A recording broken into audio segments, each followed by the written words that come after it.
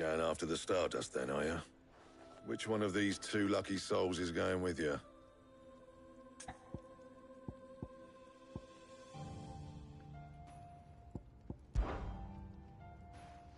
Gav, you're with me. All right then. So, where do we find this Stardust stuff? There's a river that runs through the southern reaches of the Velcroy. It's the black sand that washes up on its banks that you're after. Southern reaches of the Velcroy, eh? That's down past Dalamil. I'll go and scout the place out.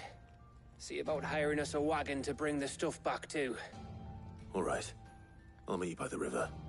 While you're off having a paddle, I'll pick up the rest of the stuff from Blackthorn's supply. Take care. You two, eh? Don't go letting them fleece ya. Fleece me? I'd like to see him try. In your own time.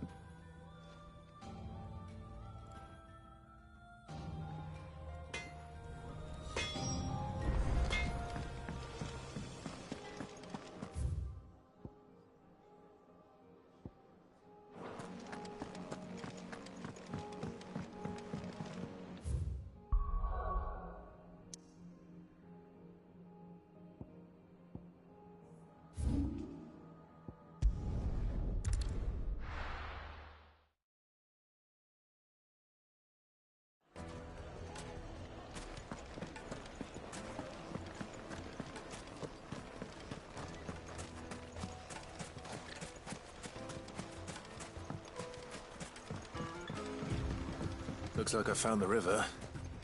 Now where's Gav?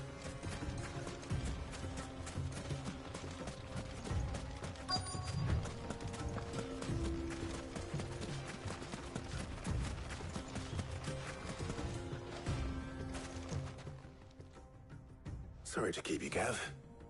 Better late than never. I've had a quick scout about, and I reckon round here's our best bet if we want to grab as much of this Stardust stuff as we can.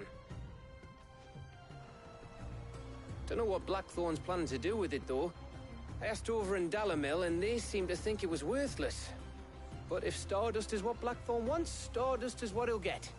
There's plenty of this stuff lying about, just begging to be bagged. Then let's get bagging, shall we? We shall. Race ya.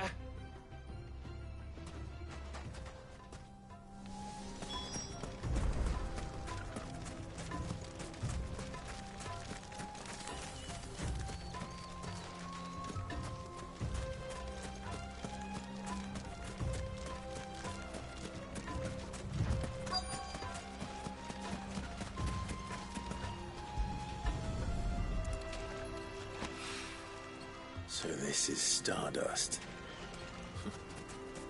It just looks like black sand to me.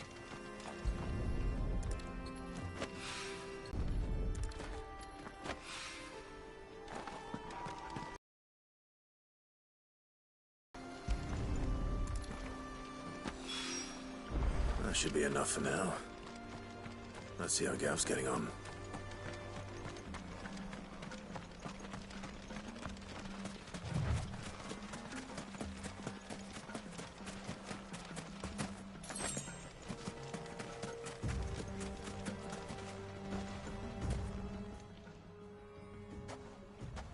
You finished? How much did you get? Enough. I hope.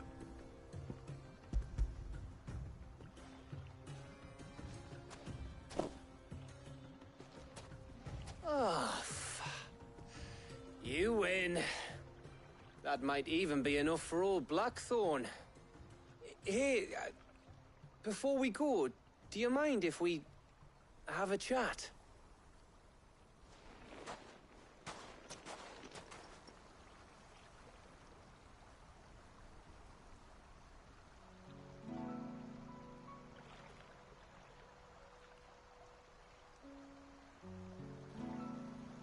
Feels like ages since we had the chance to talk.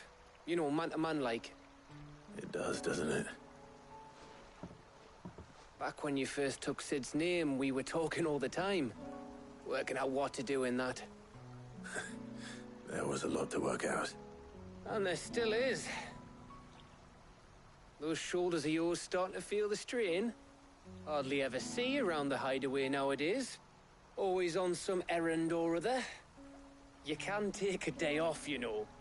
Says the man who spends most of his time behind enemy lines. Only 'cause you keep sending me there. I know I can count on you, Gav. Likewise.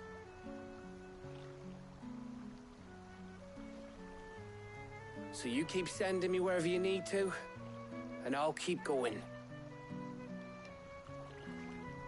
Safe in the knowledge that I have a home to come back to. Thanks to you.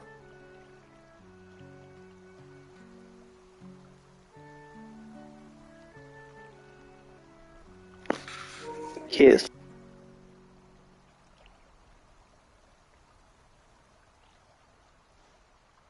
Right. That's enough soppy shite for one day.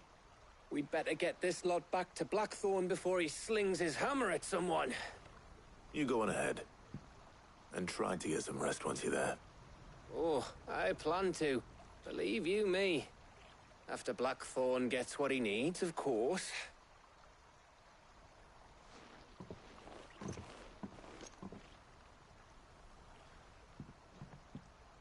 Right. Ready to go home, boy?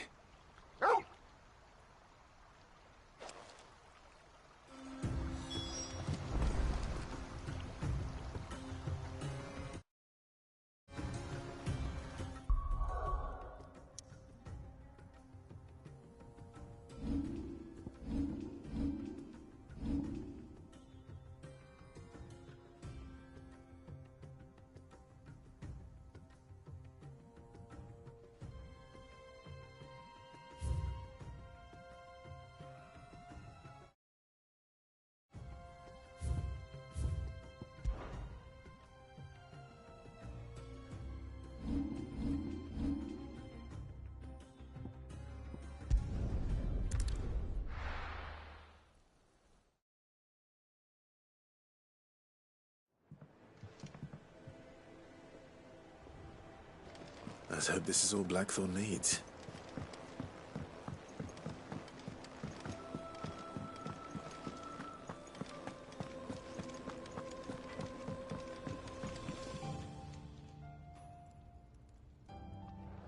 Blackthorn, got everything you need? Yeah. Yeah, I do. Cheers for the Stardust. Should be enough to be getting on with. We should go out on maneuvers together more often. You're beat sneaking around on your Todd all the time. I'll make a start on putting this thermal plating together then. It will take some time, mind. So if you've got other things to be getting on with, I could do without you breathing down my neck. Thank you, Blackthorn. I'll let Mid know construction's underway.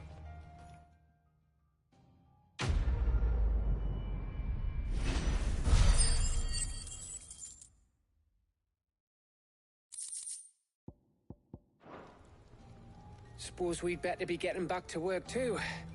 Give us a shout if you need anything.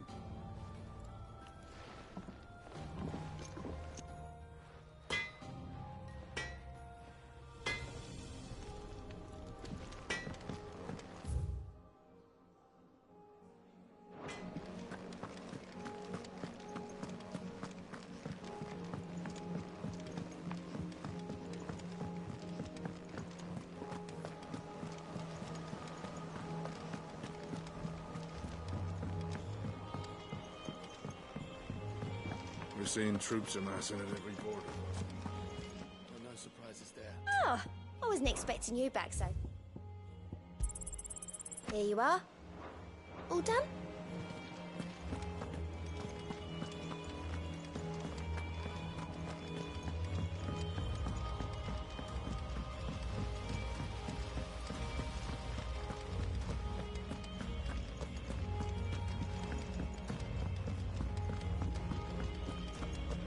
Mid might need some help.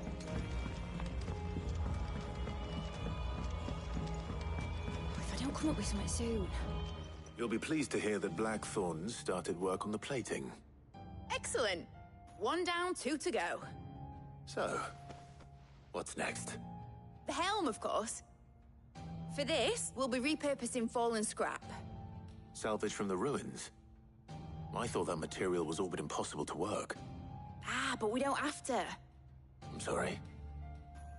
Just so happens there's one particular ruin that's broken into exactly the right shape and size pieces for what we need. What's the name back there? I'll give you all the details. What's her name? Right.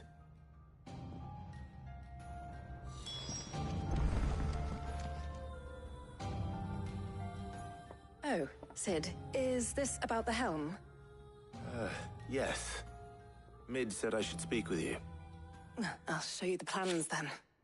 Here you see the Mithril engine, in which Mithril is burned to generate heat. That heat is then harnessed to produce motive force. Excess heat is dealt with by means of the thermal displacement stack, which disperses it into the surrounding air. Now, were we to rely on thermal plating alone to achieve this effect, the rate of excess heat buildup would far exceed the displacement coefficient of the plating. In other words, the reactor would overheat and eventually explode. This is where the helm comes in. It connects to the plating, you see, and serves as a sort of to absorb all that excess energy. Also waterproof and immune to rust, making them the perfect material for our protective hood. Why? If sea or rainwater were to enter the reactor proper, it would vaporize instantly. The forces produced would tear the ship from stern to... You can stop there. I understand. Mid said we might be able to use parts of a fallen ruin. Where would I find it? Ah, yes. It's in Lorbert's Pass, near Lostwing. The thing is, well, I probably should have arranged to have the pieces we need brought here sooner.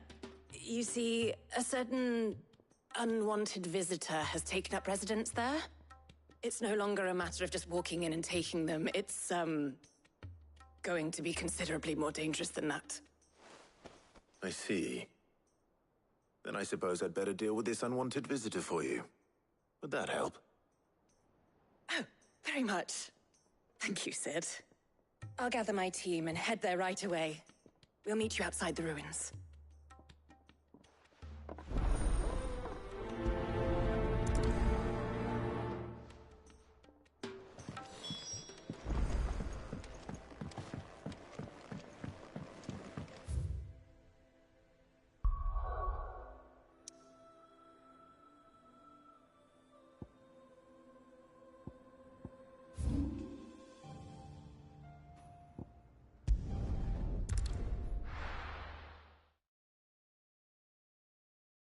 I'll be taking you all to a storehouse in the Bales. Leave anything you don't need behind.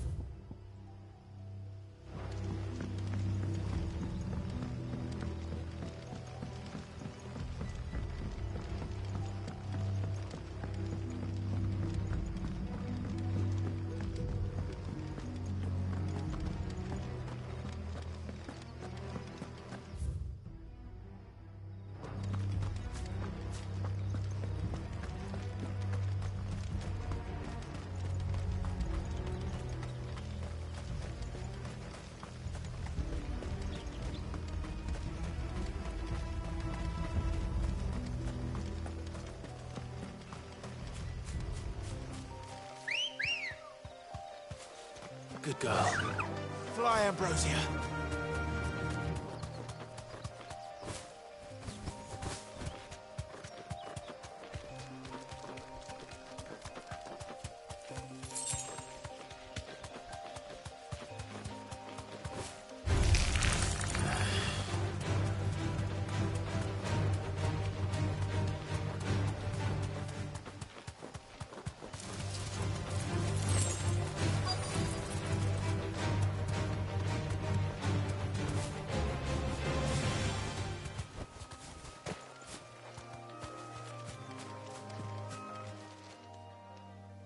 Oh, there you are, Sid.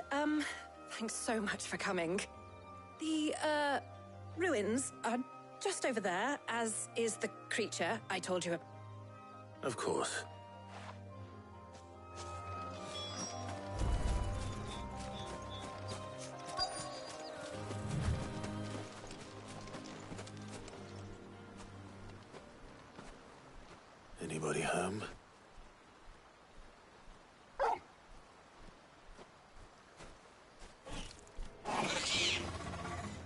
This must be our unwanted visitor.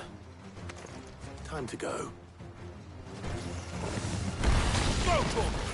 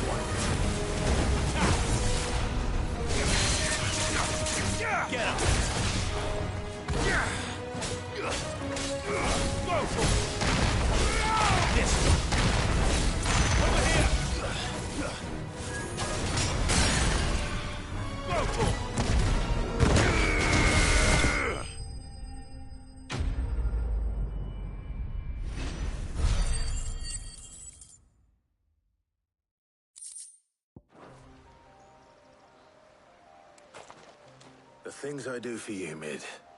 Sid! Oh, thank goodness you're safe. You shouldn't have any trouble now. Indeed. Well, don't let us keep you. We'll, see that everything is transported safely back to the hideaway. All right. I'll let Mid know you're on your way.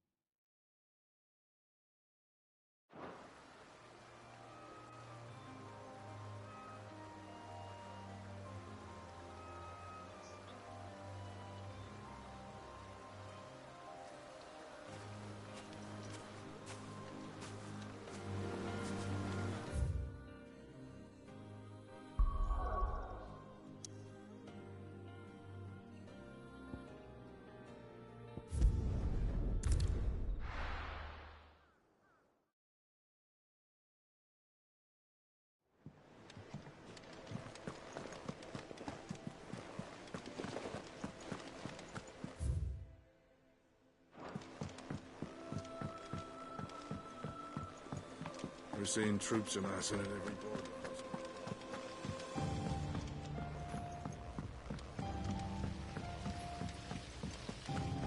When it comes to boyish charm, Goose has an indomitable rival in Gav. One is the sweet little babe in arms to be cooed over. The other, the naughty little boy who pull on my pigtails.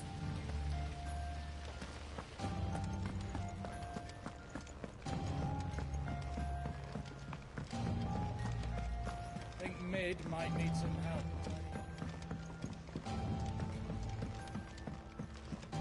If I don't come up with something soon. Mid. Helena has recovered the material for the helm. She'll be along shortly. Excellent. Another job well done. And just one remaining. Right. Right, the shielding. This one's a bit of a bugger. How so? The plating's enough to stop the engines going pop, but those things will still be spitting out enough fire to set the rest of the ship ablaze. Which is why you need proper shielding. A prison for the dragon's breath that's blazing away inside. I thought a triple thick layer of tempered steel might do it. Or more of the stuff that the Fallen use, but they'd both be too heavy. The helm and the plating are bulky enough as it is. Add any more weight and the whole ship would be at the bottom of the briny before we'd even started. I need something light. But I've racked my brains and I just can't think what would do it. Well, if I were in need of obscure knowledge, I know whose counsel I would seek. Harpocrates. Tomes? Yeah, well, I'd thought of that, obviously. I've got all the details written down here. Can you take this to him, see what he makes of it? Right away.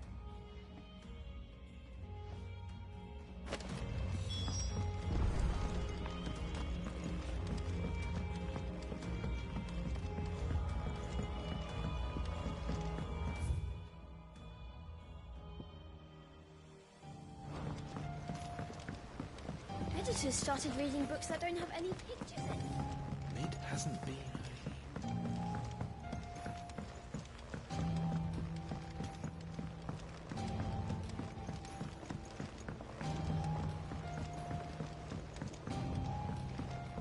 I went up to give some greens to the truck.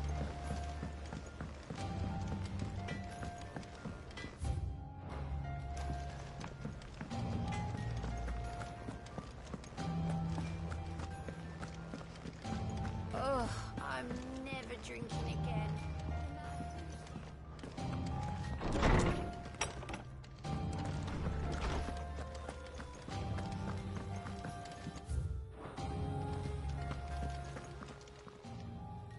Harpocrates, do you have the moment?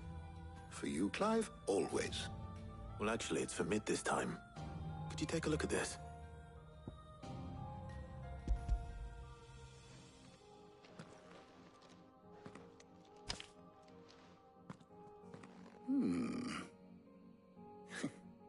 Shielding for a mithril engine. Whatever will that girl think of next? And what are these notes around the edges? She has some specific requirements for the materials.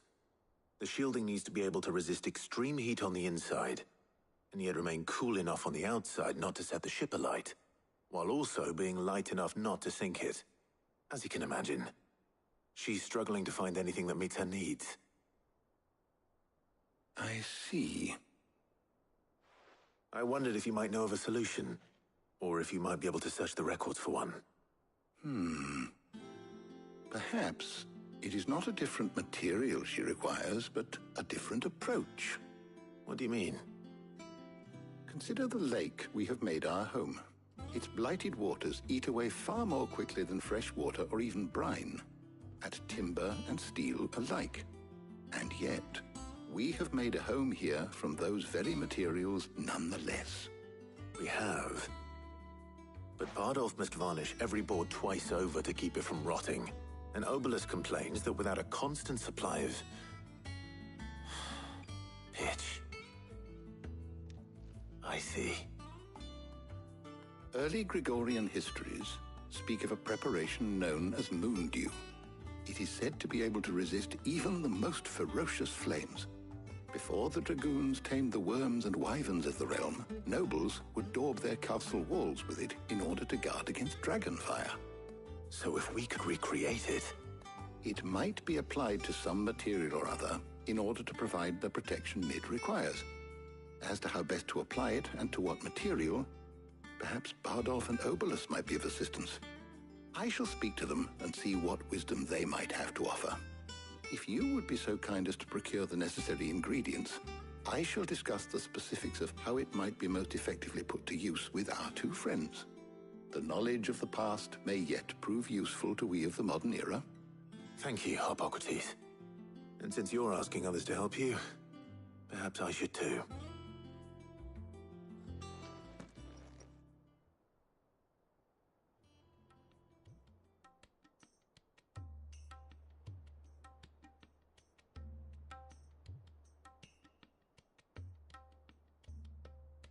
So you need a hand, do you? We do. I'll be heading to market for the ingredients we need. I could do with some help. And some company, too.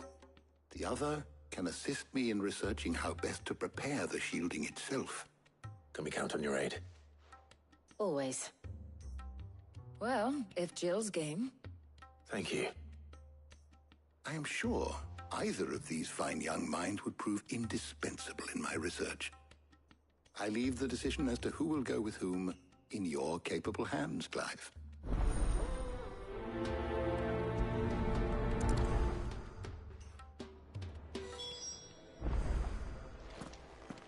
Shielding that guards against even the most ferocious flames. We could have done with some of on Drustinus. I doubt I would have survived that place with or without it. A trip to Northreach, though, I think either of us could handle.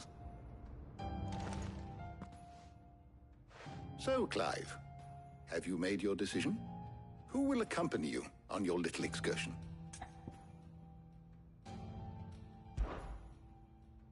Very well.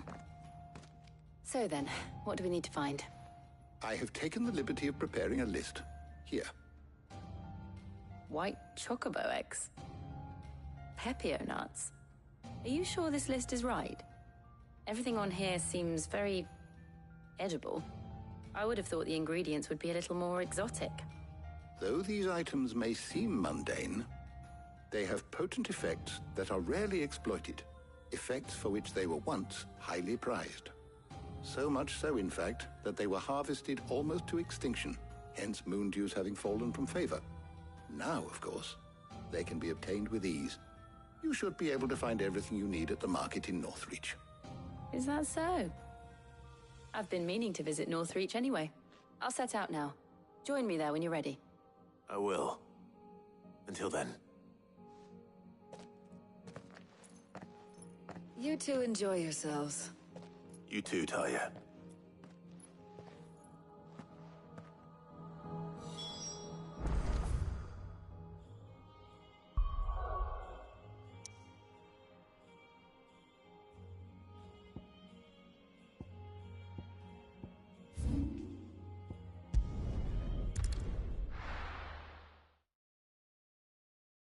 Now, where's Jill?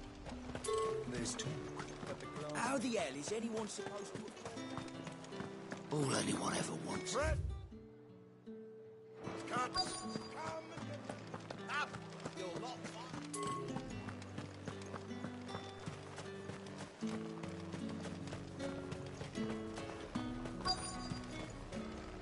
Welcome, welcome!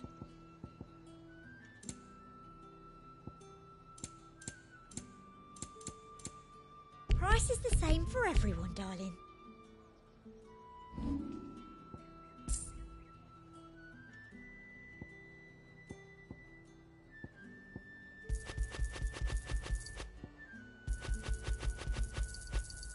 Thank you.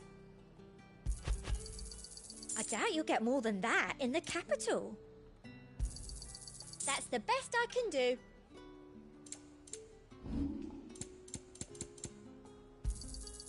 An excellent choice.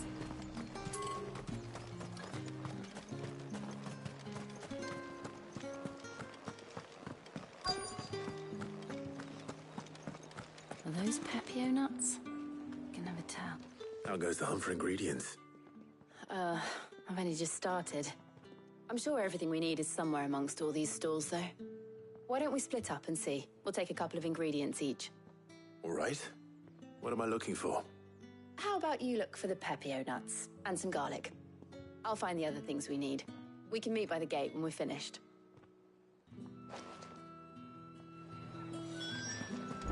Up! You'll not find a bruised pippin in the bushel. Fresh cuts! Come and get them before... You haven't much, but you're free to look. Ah, yes.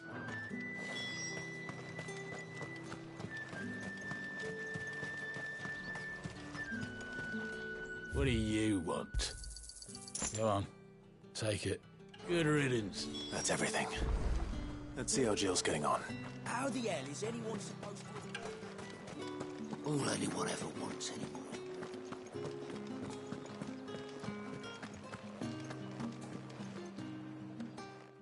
Did you find everything? I did. Here.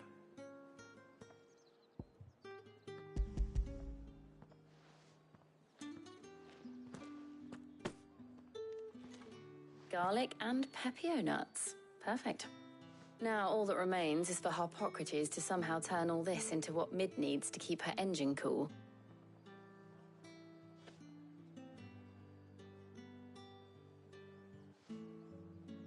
But before we head back, would you walk with me a while?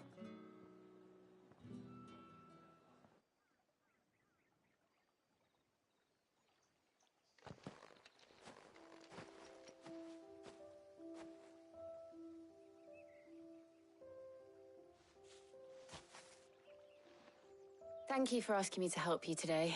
It makes a nice change. It does. It's good to get away from all the battle and bloodshed for once. Just being here reminds me of when we were children. Do you remember? Walking down Market Street in Rosalith, taking in the sights and smells. How could I forget? What with Torgal's antics. Remember how his nose would prick up at the scent of sausages? He'd go racing away and we'd have to go running after him. We wouldn't catch you now, would we, boy? Was there anything you wanted to buy for yourself while we're here? There was, yes. Well, sort of. Molly in the kitchens told me about a place that sells particularly good pies. Thought you might like to share one with me. I would. Thank you. And I saw some bread.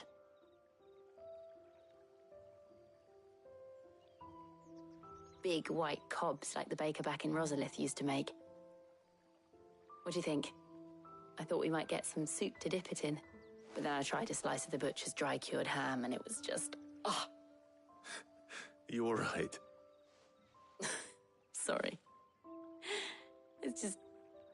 you're right. I really do feel like a child again being here with you.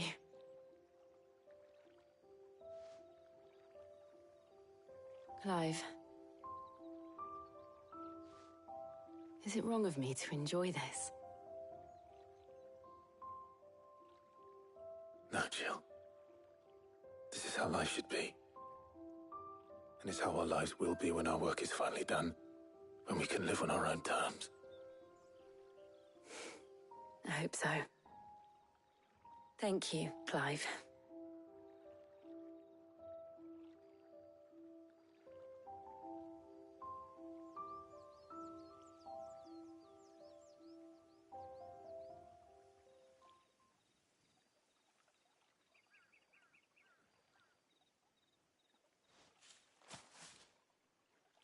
Well, I suppose we better be getting back. I need to give these ingredients to Harpocrates and Talia. I'll see you at the hideaway. Take care. I will. You too.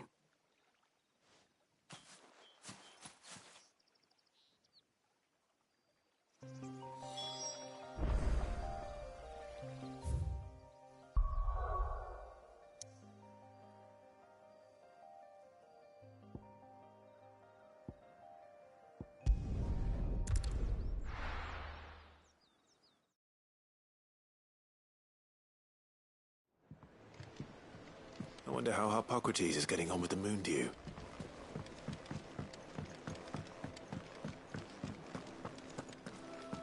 Our ship lies still in harbor, her soul sails on the main. The breath of age is at her back, adventure in her veins. Thank you, Clive.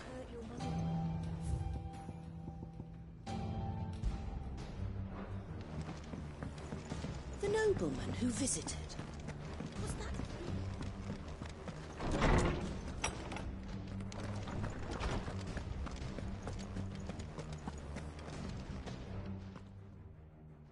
How's work on the shielding progressing, Harpocrates?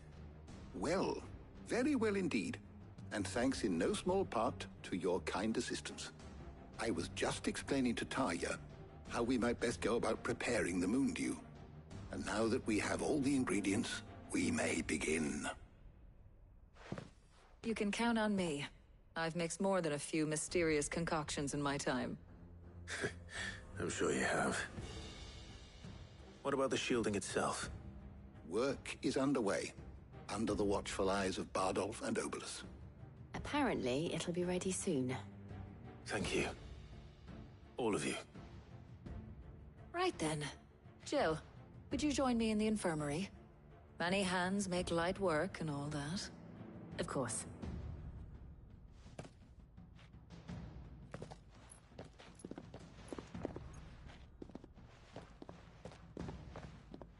Oh, and Clive, thank you. It was nice, just being with you.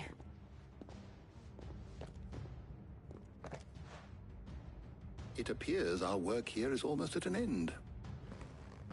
A shame. I was enjoying playing the man of action for once. When both the shielding and the Moondew are ready, it will merely be a matter of applying the one to the other. Followed by a rigorous process of testing and retesting, of course.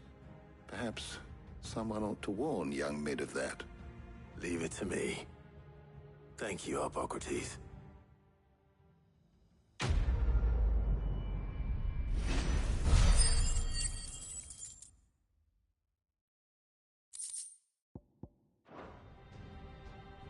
Well...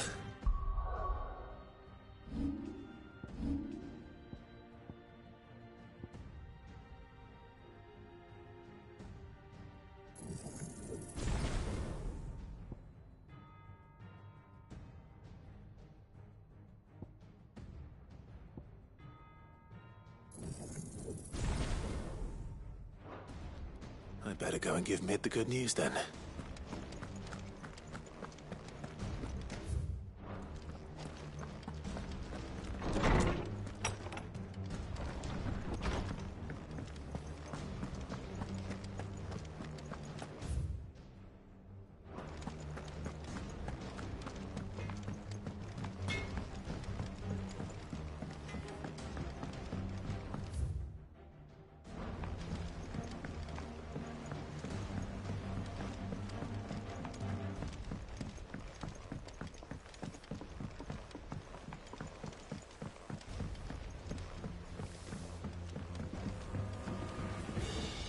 Editors started reading books that don't have any pictures in.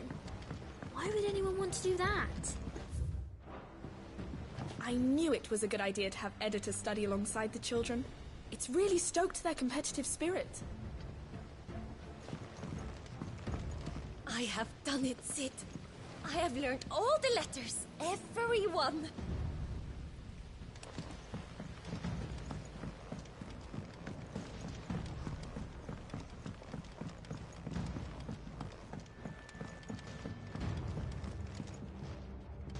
Sorry to keep you waiting, Mid. But you'll be pleased to know that work on the shielding is underway. You found something for it?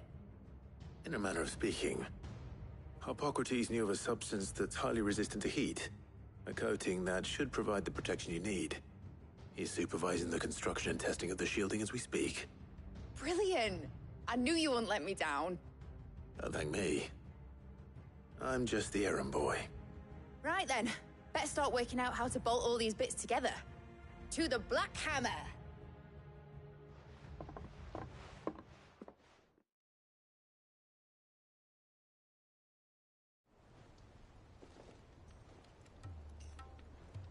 You know, when I got into the smithing game, I thought I'd be making swords and shields, not thermal bleeding didgeridoo-dahs. Displacement stacks. Same difference. Whatever you call it, I ain't putting it together in here. It's cramped enough as it is. Let's take this outside. Mid, you get all the parts lined up on the deck. I'll take care of the rest. On my way! Oh, and bring me the biggest hammer you can find. This is gonna require some precision walloping.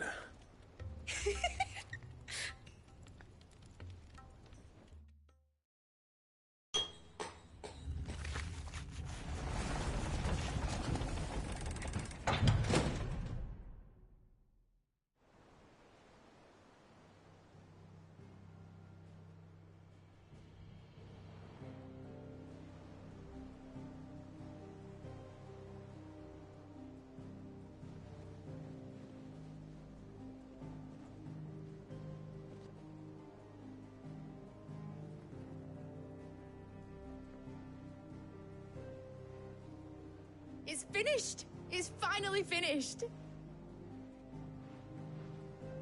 Thank fuck for that.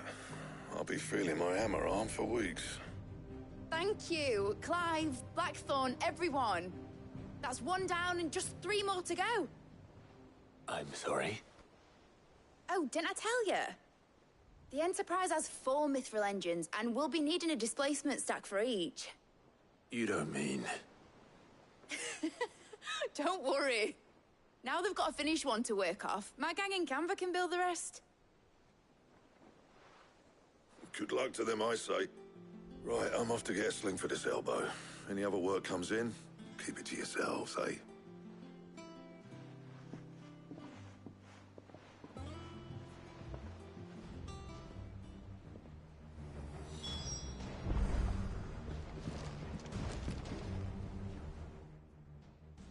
What's the matter? Nothing. Just daydreaming. Thinking about the Enterprise sailing off over the horizon to shores unknown, searching for a land untouched by the Blight, just like me and my dad planned. So if the worst came to the worst and every scrap of soil in the Twins turned black, we might still have a chance. That's what she was meant to be. You see, one last chance just in case we needed it. But now she's so close to being finished, I've realized I don't want her to be that. I don't want it to be just a lifeboat for us to cling to if things get desperate. I want people to sail aboard her by choice, not from the lack of it. In a world where we're not just trying to survive, but where we can actually live. I'm working on that. And I'll do everything I can to get you what you want.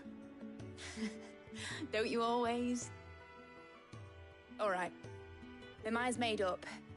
As soon as the Enterprise is fit to sail, I'm putting her under your command.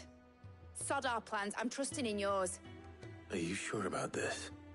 Something tells me it's what my dad would have wanted. He'd be proud of you. You were gonna visit his grave, weren't you? I was.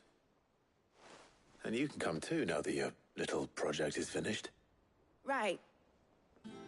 There's just one thing I need to finish up first. Won't be a mo. All right. I'll let Otto know you're coming. Meet us in the mess when you're ready. Aye, aye, Captain.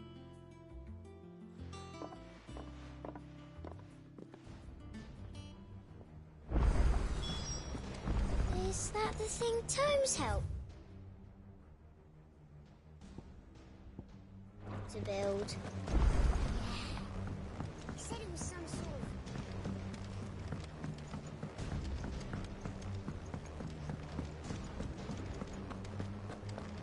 Thank you, Clive.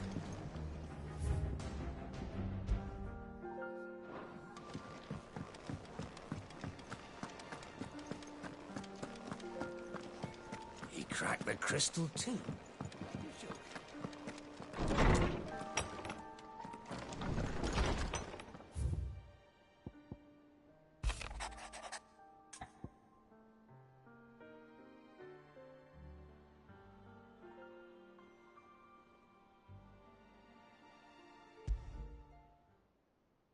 Trouble with the ledgers. Shouldn't he be asking Otto for help?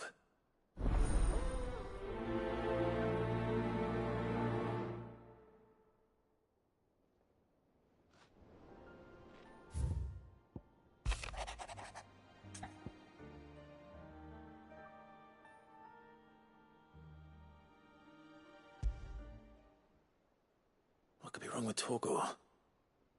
He seemed well enough when I last saw him.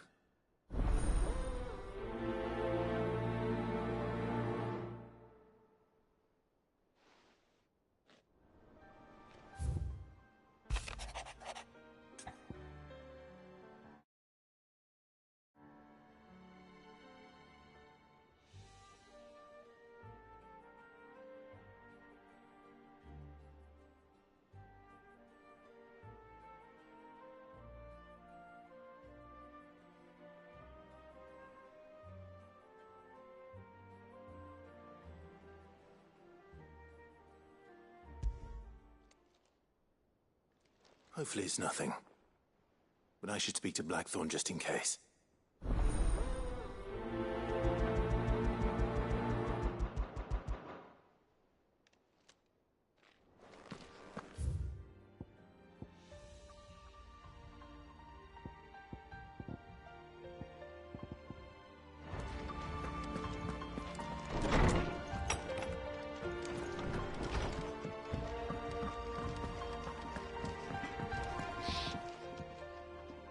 Blackthorn, do you have a moment? Not really, no. This won't take long. I just wanted to ask how you're getting on. August was worried about you, and you might still be doubting your craft, even after learning the trick of that cuirass. Is there something else weighing on your mind? Perhaps sharing your thoughts might help. That bastard's like a dog with a bone. Still, you've got a keen eye, I'll give him that. He's just, well, Karen showed me something. Something I've never seen before. And that was? A sword. An odd-looking thing with a single-edged blade. The metal itself wasn't anything to write home about, but fuck me. The edge on it. You could slice a man clean in two with a weapon like that, and he'd be halfway home before he even realized he'd been cut. So that's what's troubling you? Nah. Not troubling me exactly. More distracting. Can't stop thinking, how do you get an edge that sharp? It's driving me mad. And if you knew how to do it, we could arm the curse breakers with even better blades. That's about the size of it, yeah. I'll see what I can find out. Sharper swords are always welcome. And we can't have our master blacksmith being distracted. You're a soft touch, you know that. But I can't say I'm not grateful for it. Good luck, eh? Thank you. Let's see what Karen knows about this sword.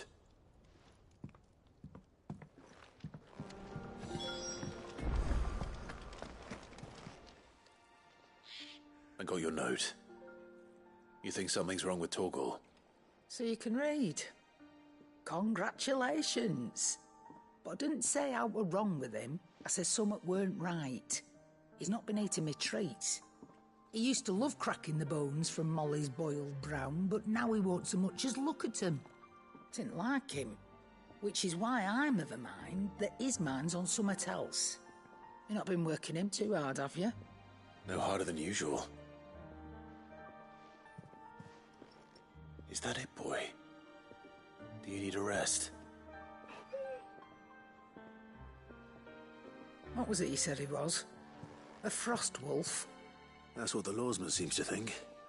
Then maybe this all has something to do with whatever it is that's woken inside him. I suppose things have been different since Rosalith. Perhaps Hippocrates knows something. Instead of everything, you mean? Perhaps.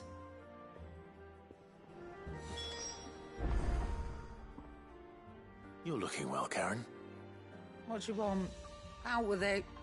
I want to know about the sword you showed Blackthorn. Single-edged and extremely sharp. Running around after him again, are you? I suppose I am, yes. But I need to help him find out how to work an edge like that. It's driving him to distraction. Little wonder, I suppose. There's not many like that make it as far as the twins, and those that do go straight into private collections. Which made it nice and easy finding a buyer. Can you tell me who bought it? Where is it now? You think I tell people who my clients are? Suppose you're not likely to go nicking him off me, are you now? Fine. If you stop mooning at me like that. Lord Ignac's the man you want. Dalmekian bloke. Collects weapons and the like. And he's got more money than sense, which is why he's one of my favourite clients. Reckon he'll still be at the inn in Dalamil, where I left him. Thank you, Karen. Oh, and he's a touch eccentric, if you take my meaning. I appreciate the warning.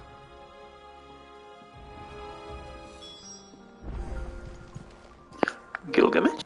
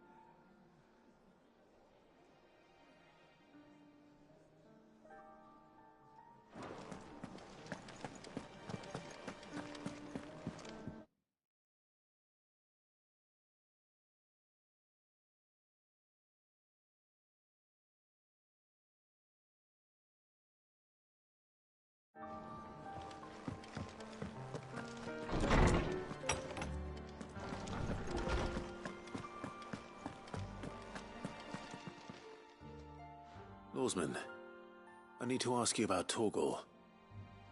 Something's not right with him. He isn't ill, is he? I don't think so. But according to Lady Karen, he seems to have lost his appetite, which is certainly a new development.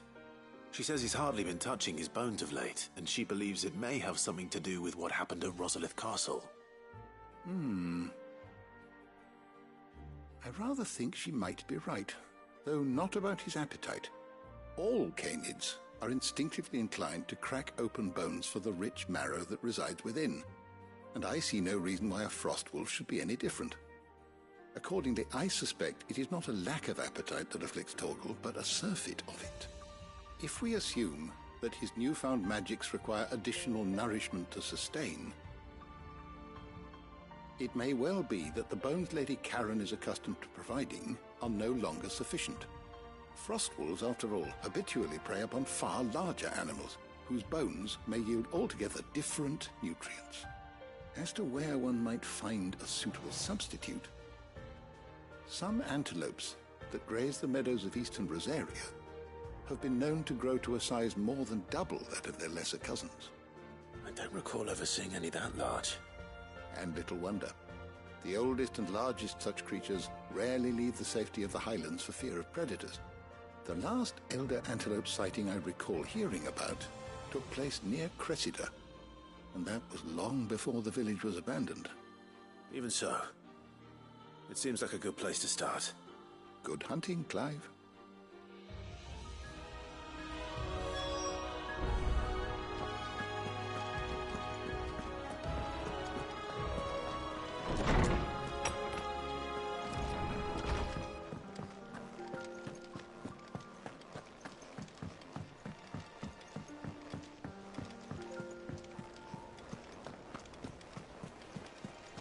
Is that the thing Tomes helped? Mid told me she was building a ship.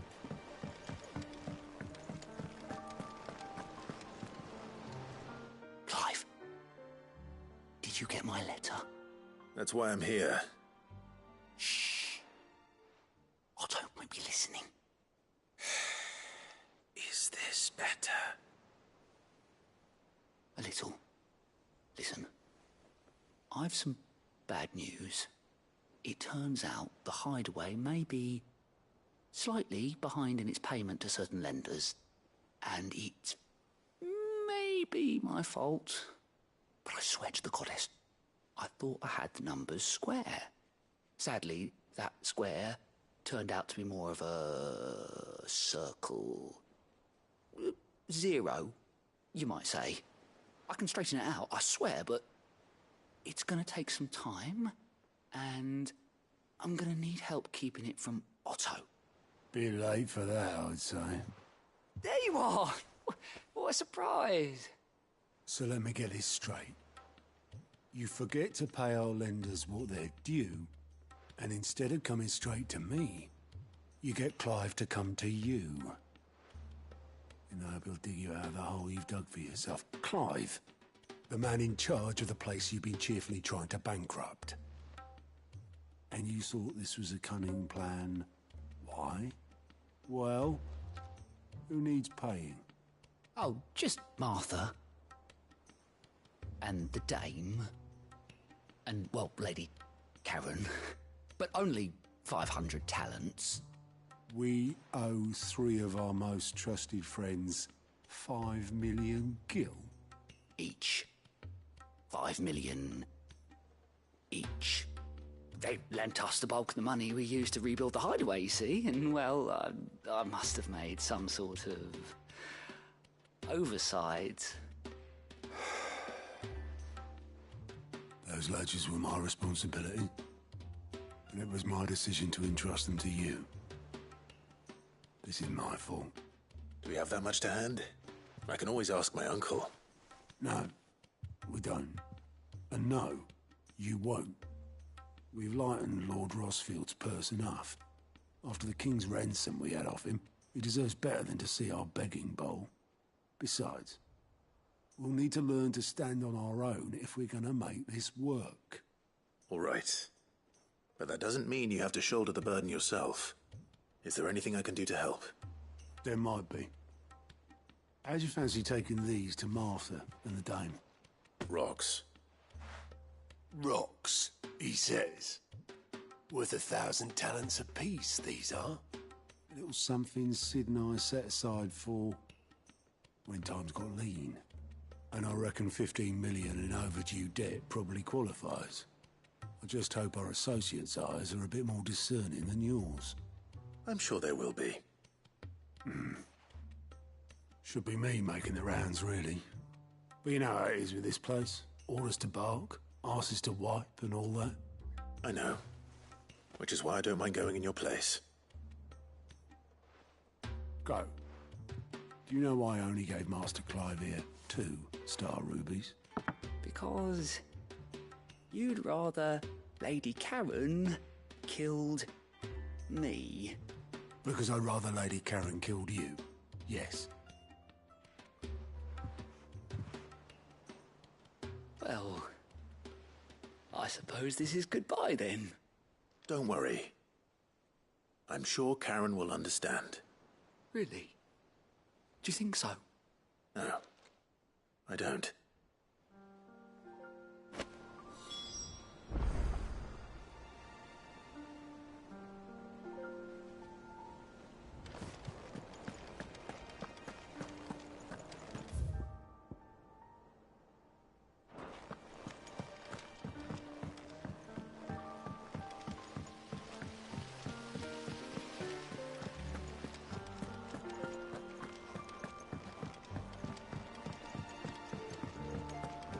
I think Mid might need some help.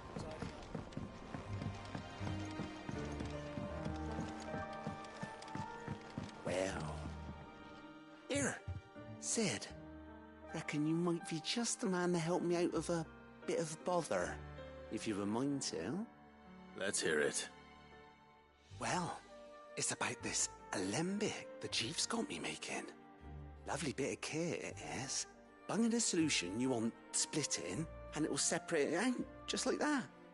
Problem is, it won't always get rid of all the impurities. And with some of the stuff we need it for, that ain't good enough. Which is why I've been looking for something to filter the liquid we'll be cooking off.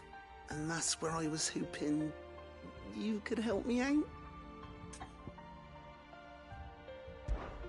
I imagine Ty could get some use out of this alembic too. Distilling medicines and the like. All right. Why not? Proper job!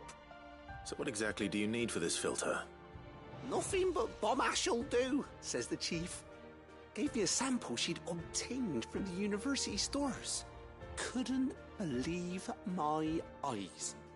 You pour the blackest blight water through it, and it comes out clear as a mountain stream. So, I did a bit of reading about where I might be able to get hold of some. And do you know what I found out? It's only the blimmin' bones of a bomb king. They leave them behind when they die, see? I take it that's where I come in. If you wouldn't mind. I saw a billet on the hunt board for one just the other day. Would have gone myself, but, well, fighting dirty great balls of flame isn't exactly my forte. You, on the other hand... All right. I'll see what I can do. Thank you kindly. And good hunting, eh?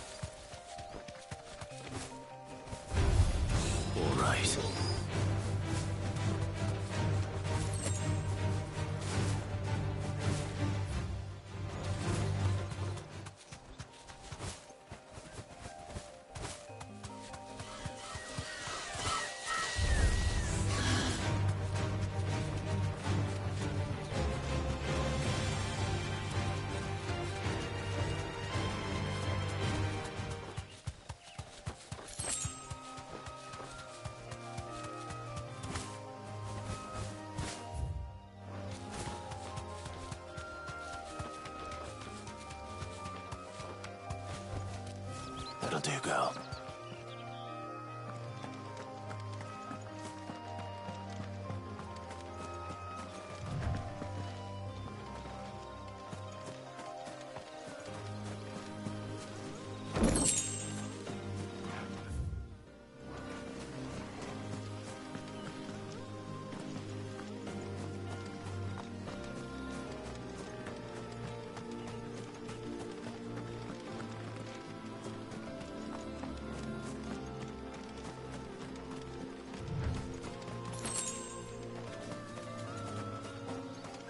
Ambrosia won't help me here.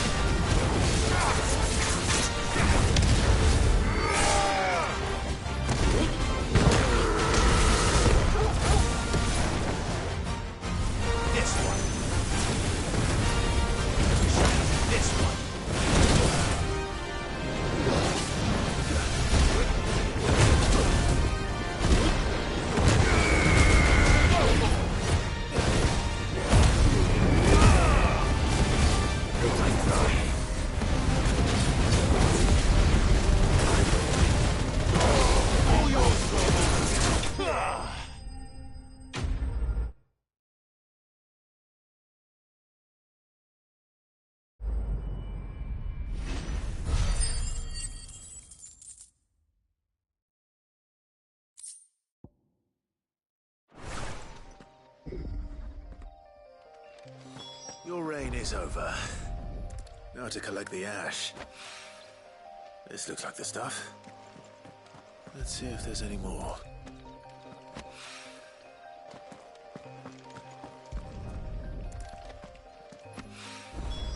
That should do it. If the wine needs more than this, he can fetch it himself.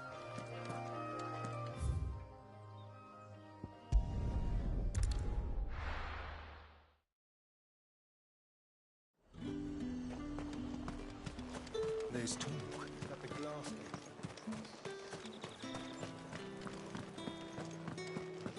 Citizens are free to come and go as they please. Checkpoints up. Did you hear? The gates to heaven. I want to see you again.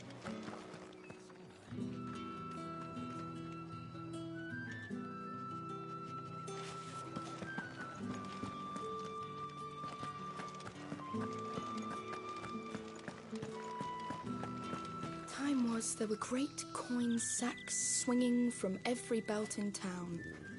Not anymore. Since the capital moved, they're all shriveled to the size of peas. Seeing as business is scarce these days, the Dame decided we should all learn to read. I only wish she had some smaller books. My arms ache something fierce. What am I going to do without sweet water and oil of talc? Still no caravan. Milady, I come bearing gifts. Gifts? Whatever is the occasion.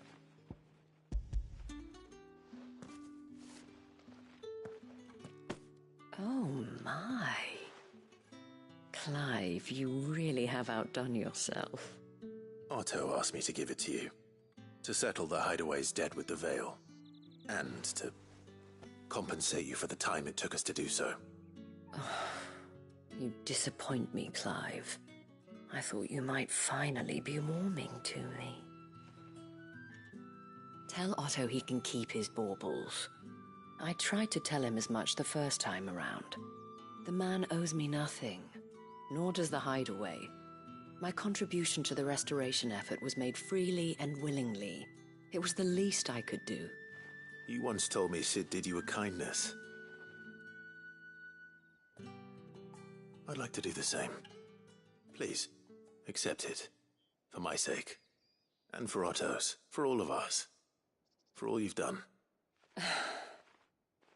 It is rather fetching, isn't it? Very well. Otto is lucky to have you, Clive.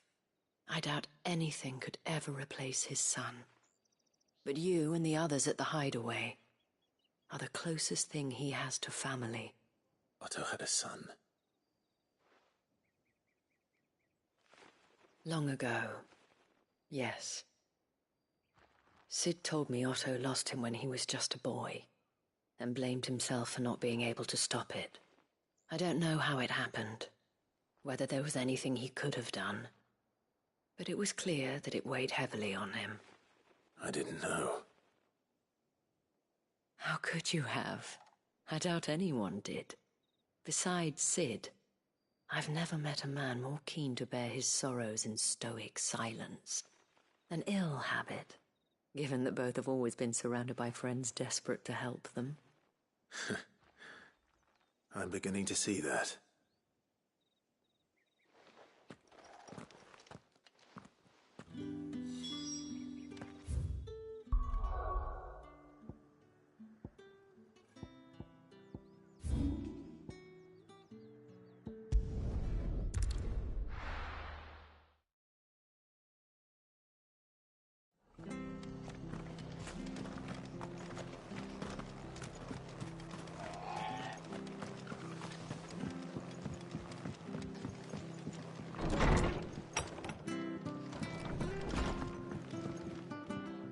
Clive, we weren't expecting you. I wasn't expecting to be here, but it seems we still owe you a considerable amount of coin for your help with our rebuilding efforts. And though I doubt it's what you were expecting, we were hoping you'd take this as payment.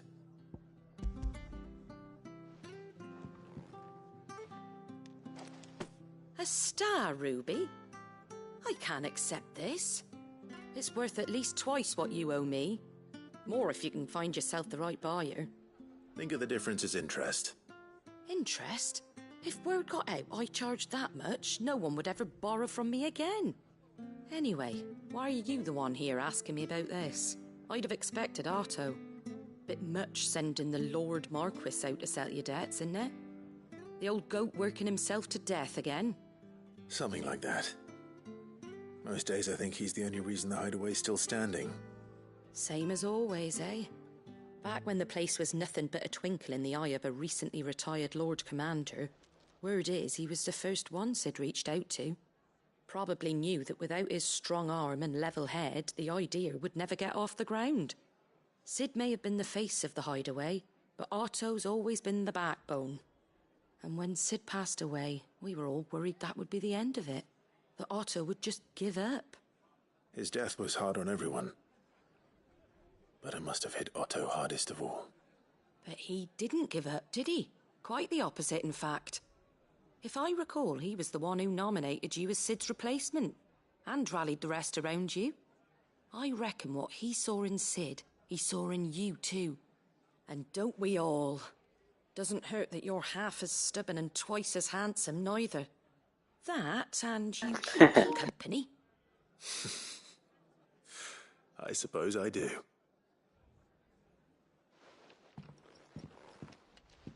Goat will want to know the stones were delivered, if he's still with us.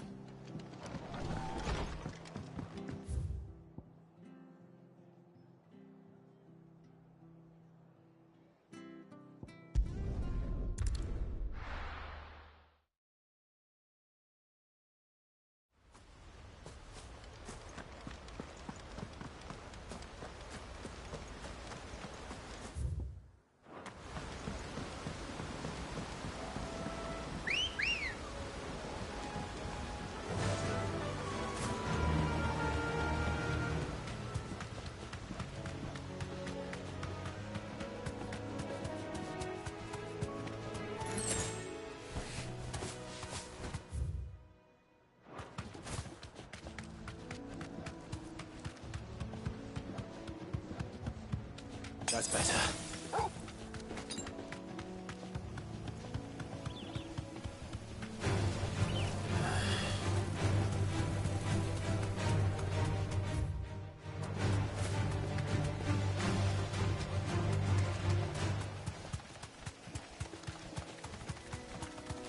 Well, it's certainly quiet.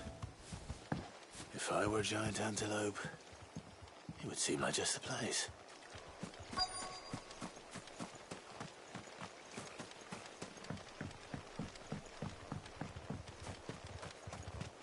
I doubt we'll find one bigger than that. You hungry, Torgal?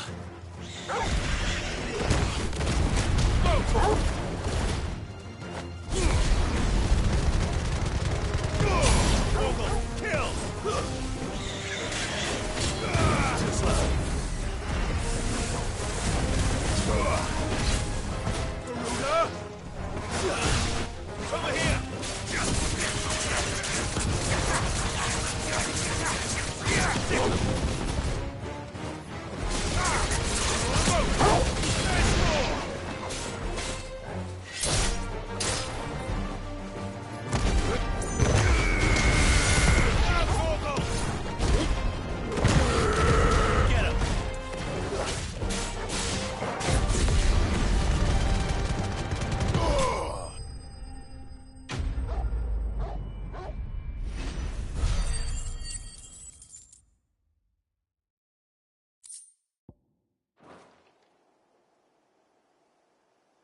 Now,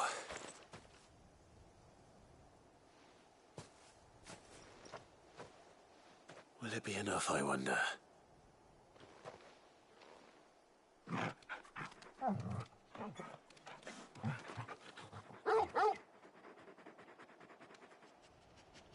I say that answers my question, which means we owe the lawsmen our thanks. You're just a big puppy, aren't you? A very big puppy.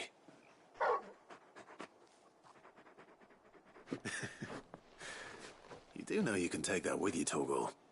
Lady Karen will be relieved to hear you've got your appetite back. Come on, boy.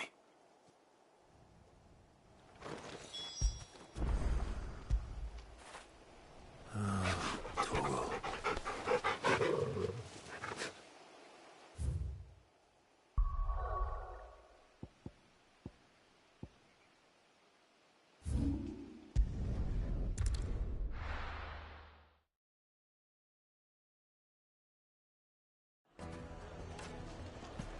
People take notice of wealthy men.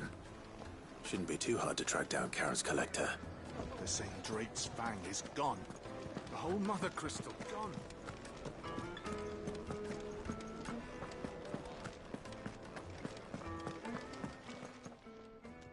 My reputation will be ruined!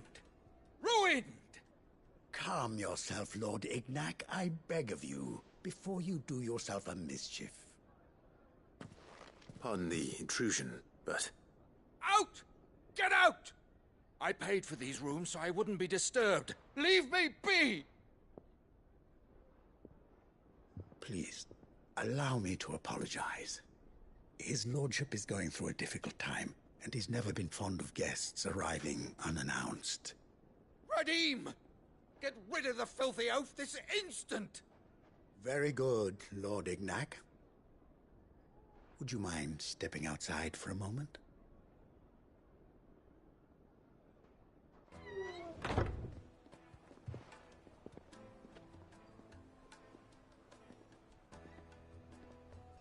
I'm sorry if I've caused you any trouble. That? Oh, no. That's just how his lordship is. Though the morning's events have left him somewhat fractious. He has been dispossessed of his luggage, you see. The thieves also made away with a considerable amount of coin. Coin the innkeeper will soon be keen to collect. I don't suppose a certain blade was among the stolen items. A single-edged sword. It was purchased from a merchant friend of mine. Ah, you know Lady Karen. Yes, I'm afraid it was. Then I'll retrieve Lord Ignac's luggage. But I have one condition. You have but to state it. You are welcome to anything that is within my power to grant. I want an audience with Lord Ignac. A few minutes should be enough. Then I'll be on my way. A condition I would be a fool to refuse. Of course, you shall have your audience. I don't suppose you saw where the thieves went? I did not, no. Though some discreet inquiries made on his lordship's behalf mean that I know where you might find them. The bandit's bed. Every ill-gotten coin in Dalimil is said to pass through that disreputable corner of the Valcroy. And that's where I'm heading. I shall speak to Lord Ignac in your absence, and arrange for an audience upon your triumphant return. That will be very kind of you. Farewell, and best of luck.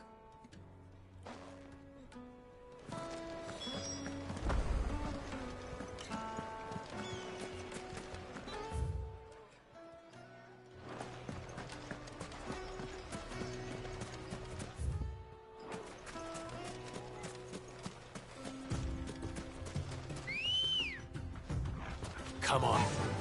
Run like the wind.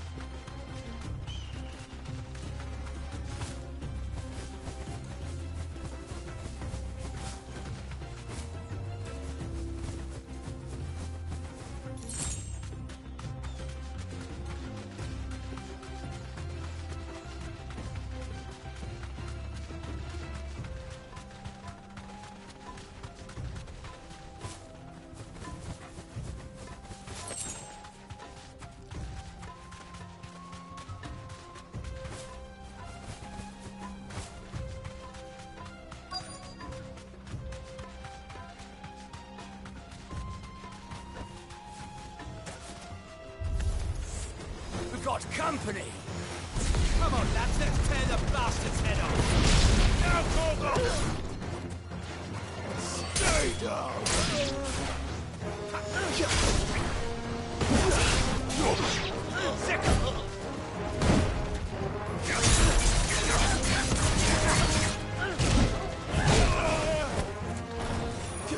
This one!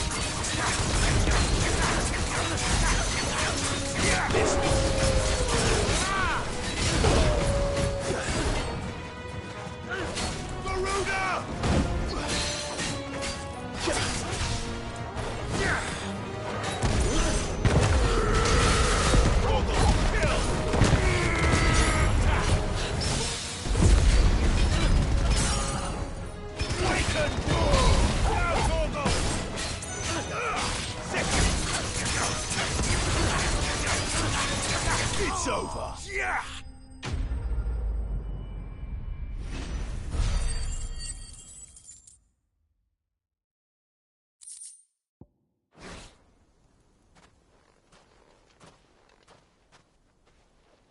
This must be Ignac's luggage. Nothing seems to be damaged. All right. Let's get it back to Dalamil.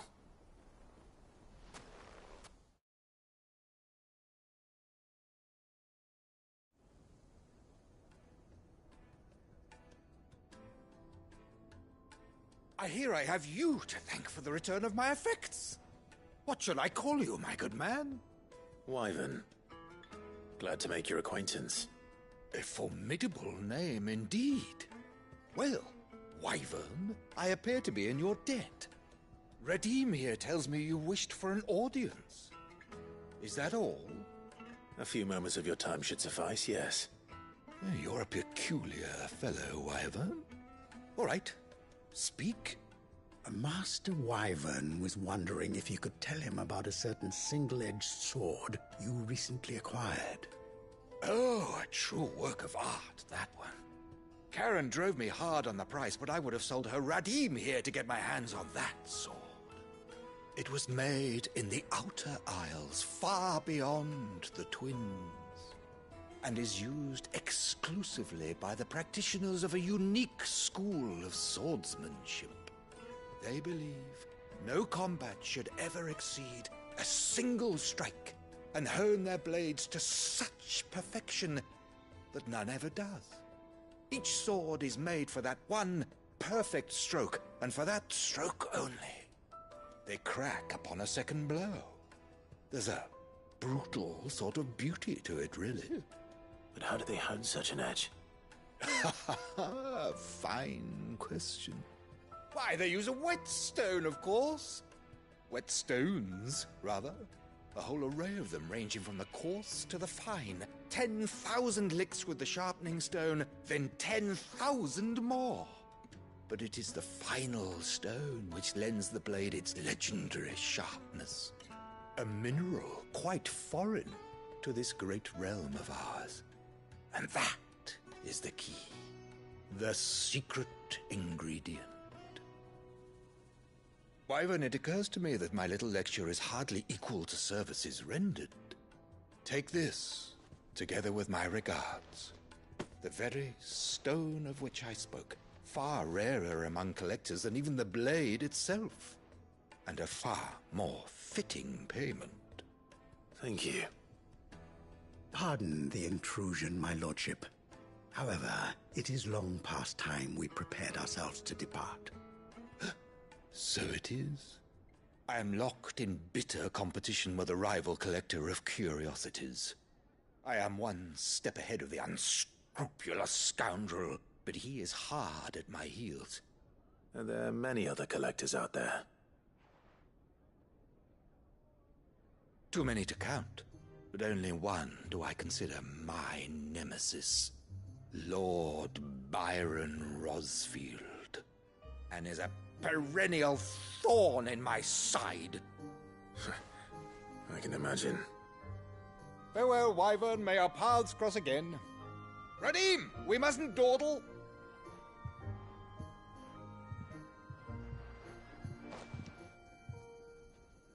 I think his lordship is rather taken with you, Master Wyvern. Thank you again for your assistance. Coming, my lordship. I'll be right there.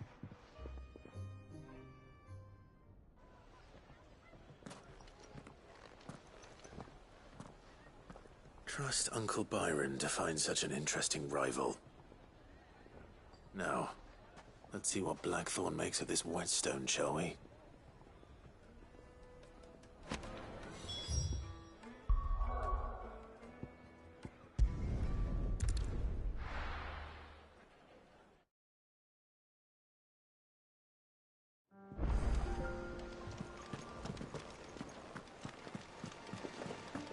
Is that the thing Tomes helped? Mid told me she was building a ship.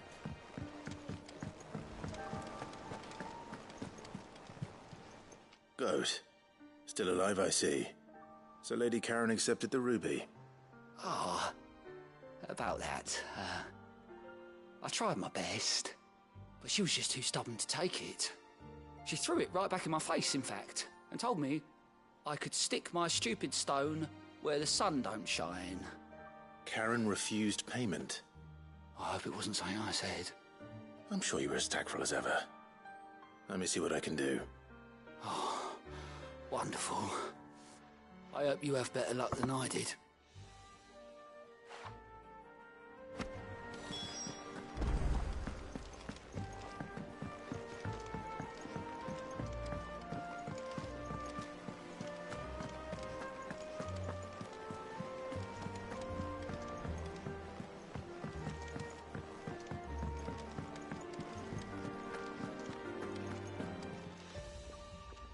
Lady Karen, Goat tells me you weren't happy with our offer. Would you prefer the debt was repaid in coin? What debt? I don't recall lending any of you lot me hard-earned gil. I may have tossed a talent or two in the Hideaway's coffers, but those were donations, and you can hardly call it charity if you go asking for it back. Of course not. But one good turn deserves another. And our circumstances have changed. Surely you wouldn't shun the gratitude of a pauper who happened to have become a prince. Oh, so you're a prince now, are you? Fine. But I'm selling it and taking what I'm owed, then you're getting the rest whether you like it or not.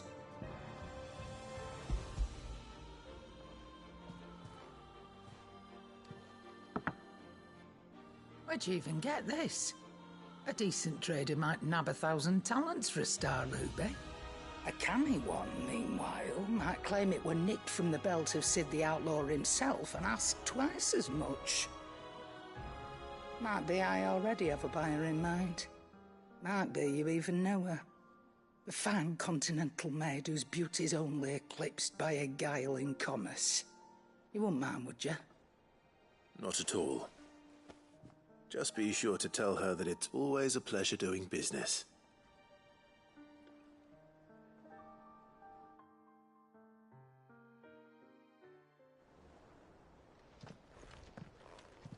I hear you ended up delivering all 3 stones. Thanks to this lump.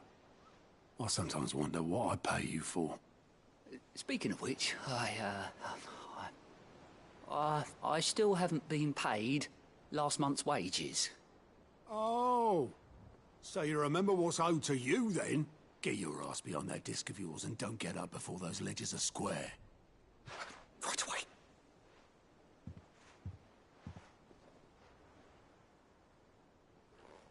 I've seen that before. Yeah. Plenty of times. It was the only goblet Sid ever used. Either out of habit, or because the filthy soul couldn't be bothered to find a clean one. I knew so little about him. Like most people. Martha and the Dame both seem to have fond memories of him. I bet they do. How long did you know Sid before he... Before he died? 20 summers, give or take. Back in the day, I was a purser on a trade ship, which is where I met him. He bought passage to... I forget where. And having nothing better to do on the long nights, we sat up drinking island rum till the morning bell dragged me back to my duties. Quit my post not long after that. On account of making a fine maiden's belly fat. But me and Sid stayed close, promising we'd one day sail the seas again. That was before fate stepped in and said she was having none of it. The magic woke inside my son soon after his first name day, and there was no hiding his knack. Couldn't you and your family have... My family were the ones who summoned the constable, wanted the monster. Forget what I felt, and I couldn't for the life of me understand how they could. Luckily, Sid was of the same mind as me. It was him who stood beside me when all I wanted was to tear the whole world down. Him who cried for me when I had no tears left of my own. Him who swore he'd do everything he could to stop it from happening again. And he was true to his word, too. Left the Royal Army once and for all. His ranks, his ribbons, gone. Just like that. Threw away everything he had. All to right a wrong that no one else had the courage to face. I knew then I'd follow that man to the ends of the earth.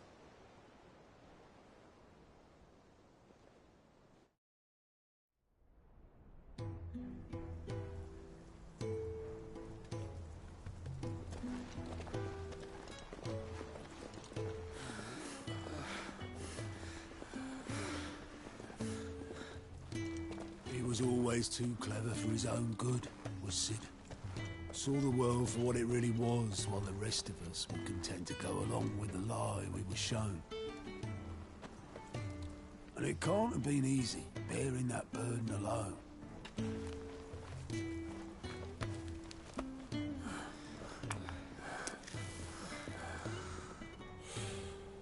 But he didn't let it stop him. He never lost faith in what he believed was right. And that gave us faith in him. Faith he'd steer us true.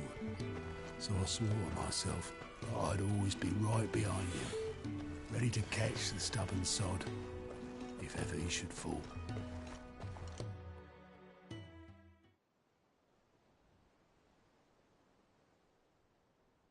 But I couldn't even do that.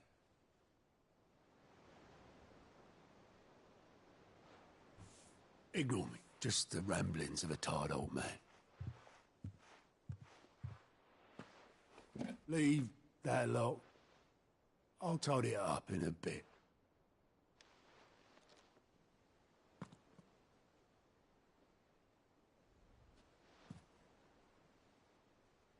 This is Sid's handwriting.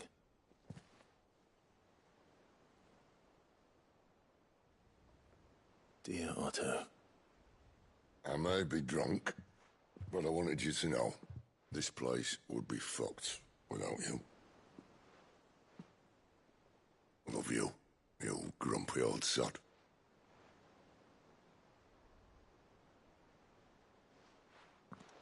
This note. What about it? Sid was right. Without you, we'd all be lost.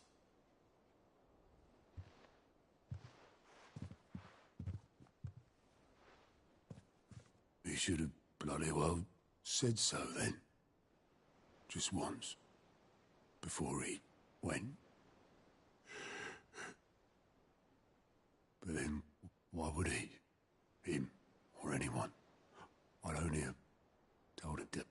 piss off.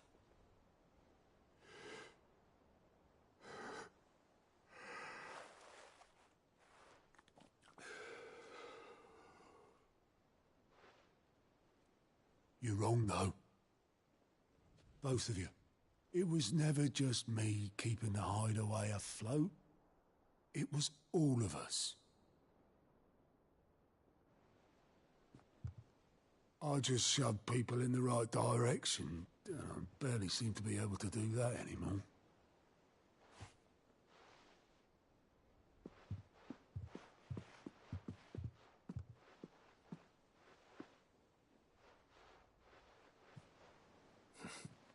Would you rather Goat were at the helm? Well, maybe I've got a few more years left in me. I'm going to hold you to that, Otto. Before you go, Sid would have wanted you to have this. But that's... This'll do me just fine.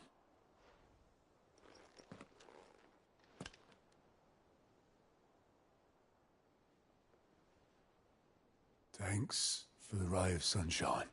I'll see if I can't pay you back.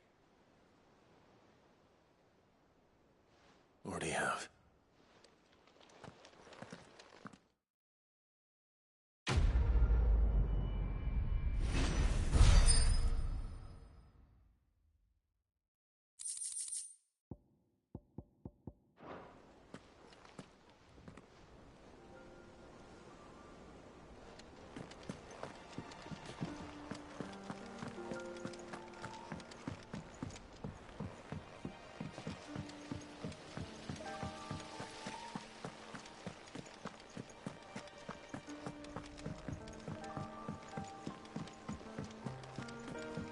Mid might need some help, Tom.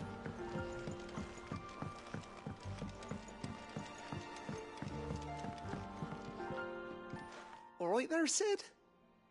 How's that hunt for the bomb ash going? I have it here.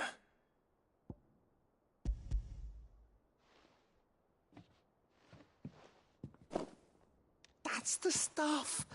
And plenty of it, too. Enough to keep the Alembic bubbling away for a good old while. You're a gent, Sid. Let nothing say otherwise. Right then, let's get this contraption up and running.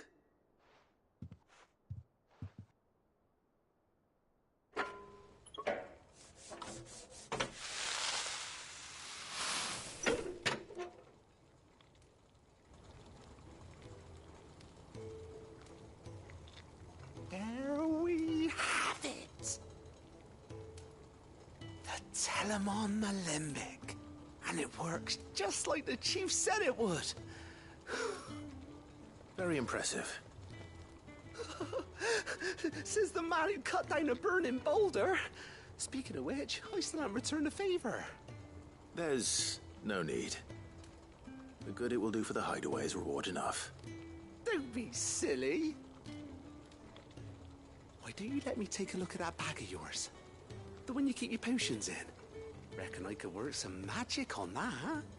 What kind of magic? Well, we happen to have isolated a substance in our test run of the Alembic that I reckon will make even the toughest leather supple as anything. Thought we might use it to breathe new life into old boots and the like. Save the hideaway a few gil. But I reckon if we slap a bit on your bag, it'll loosen it up enough for you to squeeze in a bottle or two more. Well, it can't hurt to try, I suppose. That's the spirit. Leave it with me. I'll only be a mo.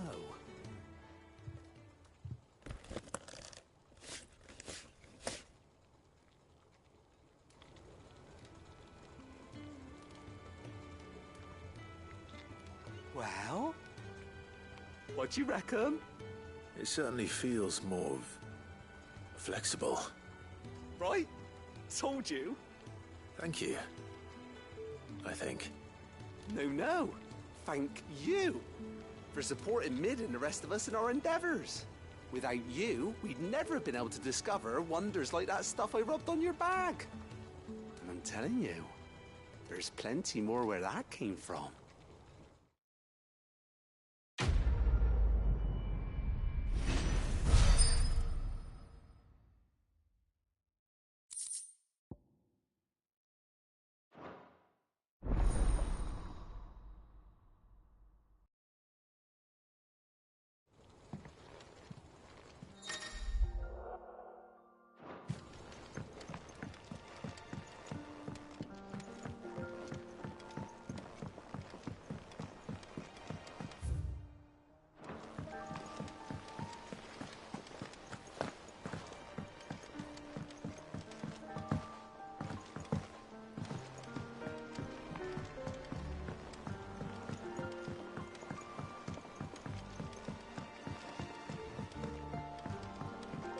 I went up to give some greens to the chopper.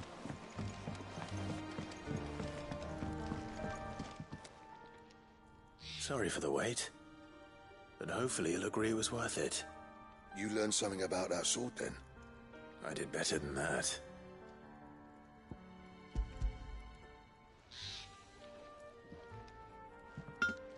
A whetstone? Yes. But not one you'll find anywhere in Valisthea.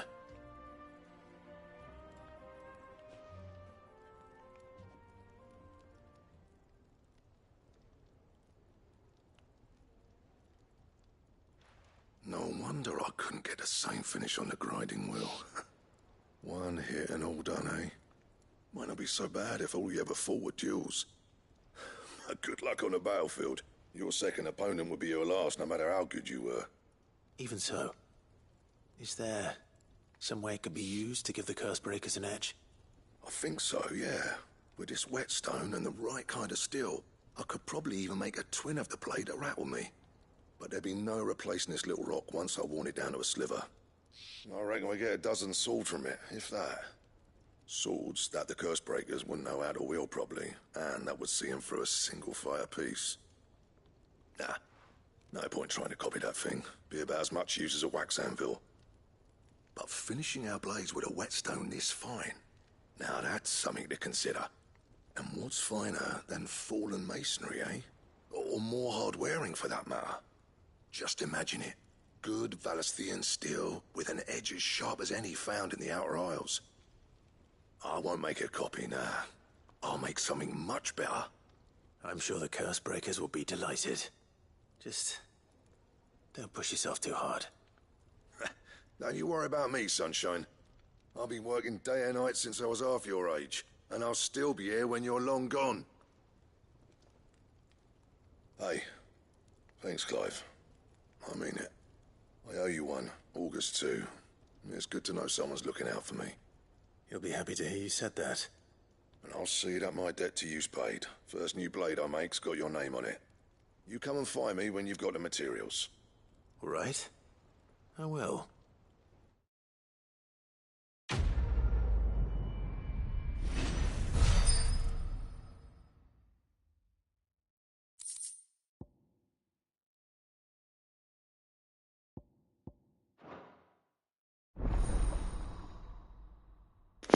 Excalibur, that's cool.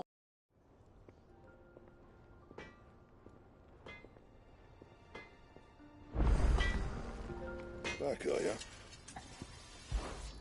What do you want? Bring me the materials, and I'll think about it.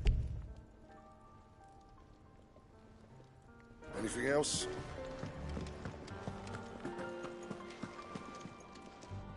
I noticed you and Torgal had gone off somewhere. Take him for a walk, did you? You could say that.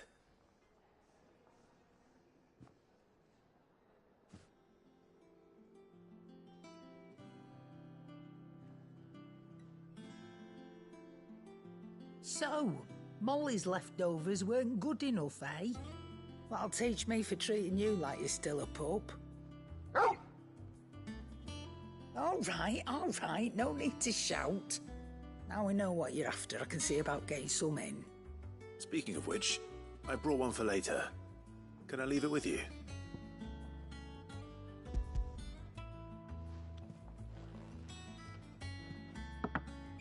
You can, eh? I'm nice like that. In return, you can thank Tomes for me. I was just on my way to see him. Well, don't just stand there gawping. If you're gonna buy something, be quick about it. I reckon I can find a buyer. You got out else?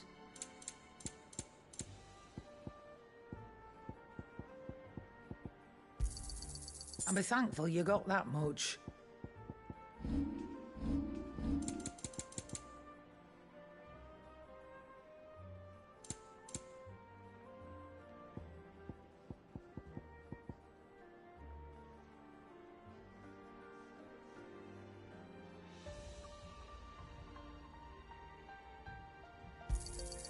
You'll not find a better price than that.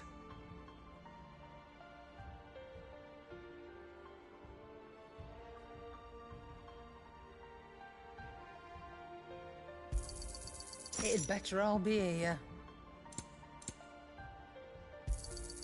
You'll not find a better price than that. You're rubbing me blind, you know. You'll not find a better price than that. It'd better all be here. Finished, are you? Clive? What do you want? No scratches, all right?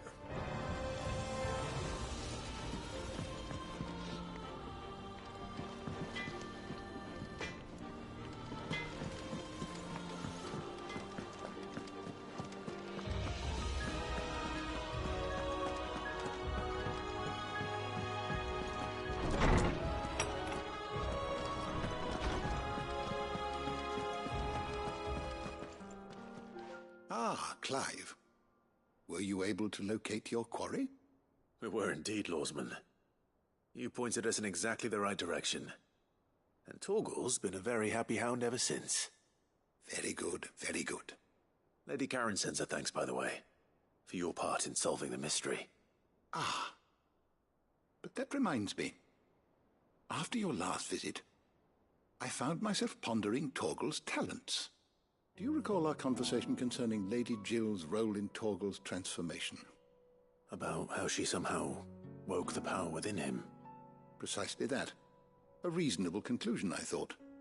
But one which raised certain questions in my mind. You see, the Fenrir of legend served Shiva and Shiva alone.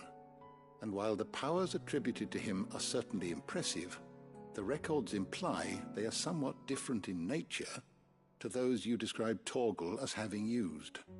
What are you suggesting? That Torgal may be the beneficiary of more than one Icon's power. Consider that in addition to Lady Jill, he has served as a loyal companion to you, your brother, and even the late Cid. In short, the Icons hitherto near at hand, or should I say at paw, have been diverse and plenty, and that number has only grown as the realm's dominance have fallen to your sword. One can but speculate as to how all of this has affected Torgal. He has seemed more fierce of late. And if I am not mistaken, he will grow fiercer still. We are fortunate indeed to be able to count him amongst our allies and not our adversaries. Oh, he's more than an ally. He's a friend.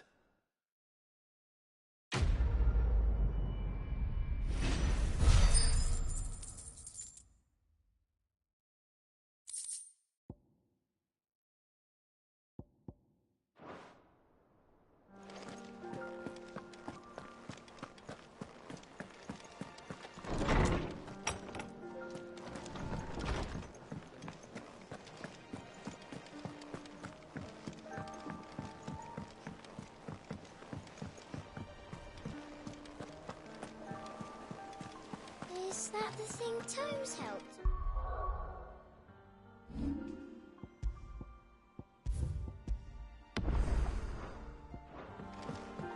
Mid told me she was building a ship.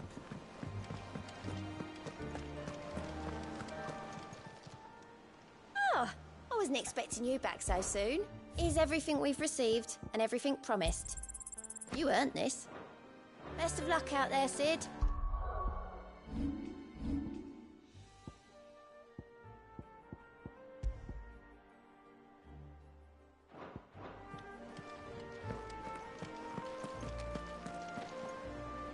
All right, Clive. Asterix. Mid finished sending half the hideaway traipsing across the twins, has she? I swear, that girl'd do anything to put off visiting her old dad's grave. No excuses now, though, eh? Not quite. She said there was one final thing she had to take care of. I'm sure she'll be finished soon enough. She said that? In those words? She did, yes. Clive? Were you born yesterday or something? There is no thing. She'll probably be halfway to Canva by now. Mid. I might still be able to catch her.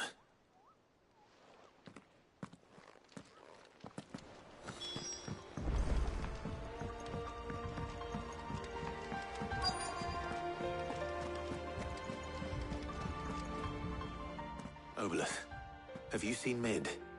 Yep. In a boat, going that way. Then I'm too late. You in a hurry at all, are you? Oh, I offered to take her across, but she wouldn't wait. Just paid for a dinghy and rowed off. Oars going like the clappers. Got some life in her, ain't she? But anyway, I was on my way up to see you, as it happens. Got a letter for you. Urgent, by the sound of it. One of your uncle's men said I was to hand it to you in person, post-bleeding haste. And you're here now. Thank you, Obolus. Don't mention it. What tidings, Uncle?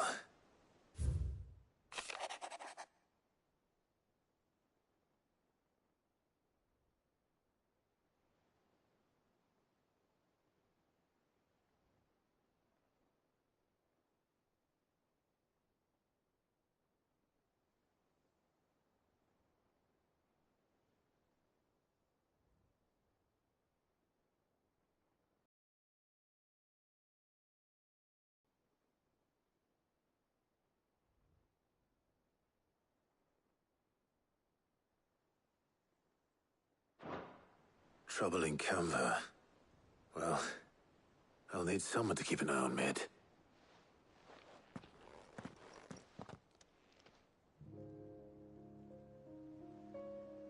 So what? Mid got us to do all the dirty work and then just sailed off into the sunset? It, seems that way. Well, nothing we can do about it now. But next time you plan on visiting Sid, you might want to tie her to something before you suggest it. Ah, don't be so hard on her. Got to admit, the dirty work was kind of fun. Everyone pitching in and all that bollocks. Just like when we built this place. You're right. Anyway, we all set to head to the old hideaway. I could do with getting to Canva pretty sharpish. Wouldn't do to keep Lord Rosfield of the Seven High Houses waiting now, would it? Not after he asked for me personally. Gav will be leaving with me. Will you mind the place while we're gone? You can count on me. Just be sure to give Sid and the others my regards. All right. Oh, by the way, Jill will be joining us too. She's got some things to take care of, but she'll meet us there. I hope she's telling the truth at least.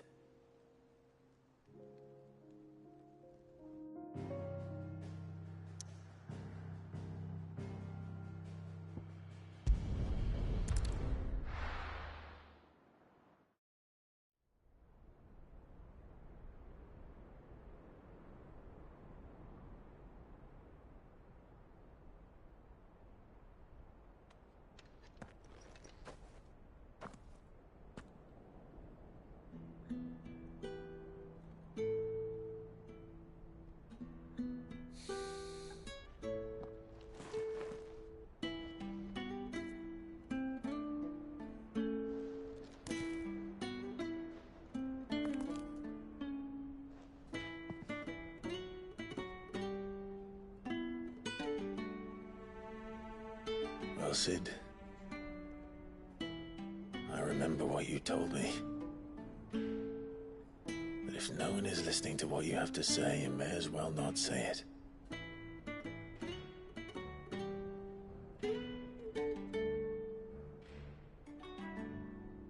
But I will say this, old friend. Hugo Kuka is gone. His shadow looms over us no longer. It's a pity the Phoenix can't be in two places at once. If he'd have been with us, maybe he could have done something for the Lost. Not even the Phoenix can bring people back from the dead. Life has a beginning and an end. So we must live while we have the chance. And not as slaves to the crystals, but as free men. May we join you?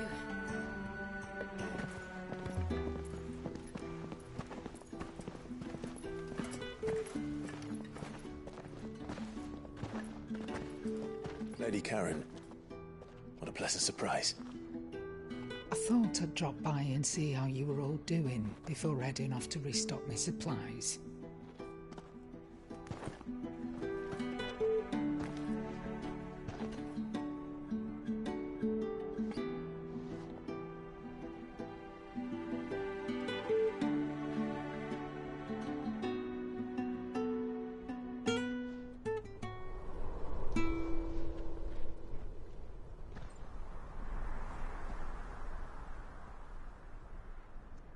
It wasn't the most scenic view back then, but it were never as bad as this.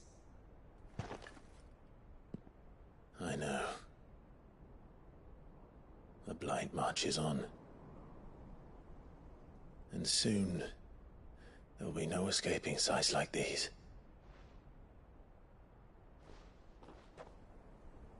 So our mission remains unchanged. We cannot stop until every Mother Crystal is gone, and their thirst for ether with them. The only one that remains in Storm is Drake's Tail in the Crystalline Dominion. Our next target. We're going to Twinside. It's the capital of the Empire these days.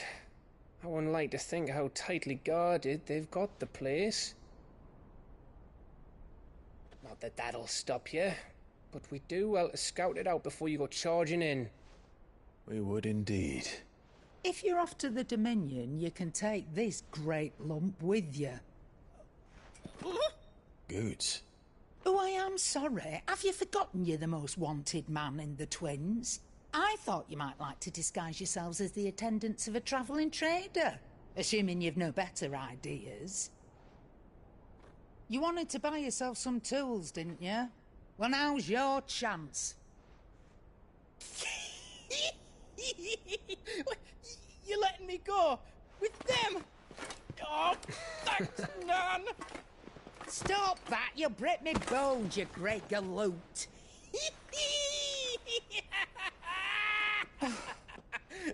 There's a caravan that runs back and forth between the Dominion and the Bocklad markets. It's managed by the Merchants Guild. Just show them Goots' traders pass and you'll be on your way. It'll be a damn sight less risky than footing it the length of the Crystal Road. That's for sure. Thank you, Karen.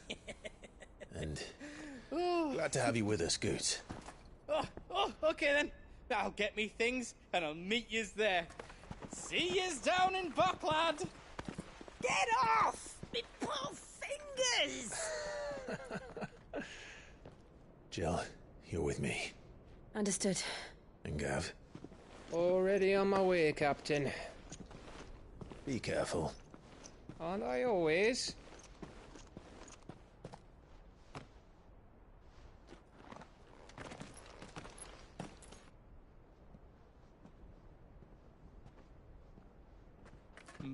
Do you see that, Sid?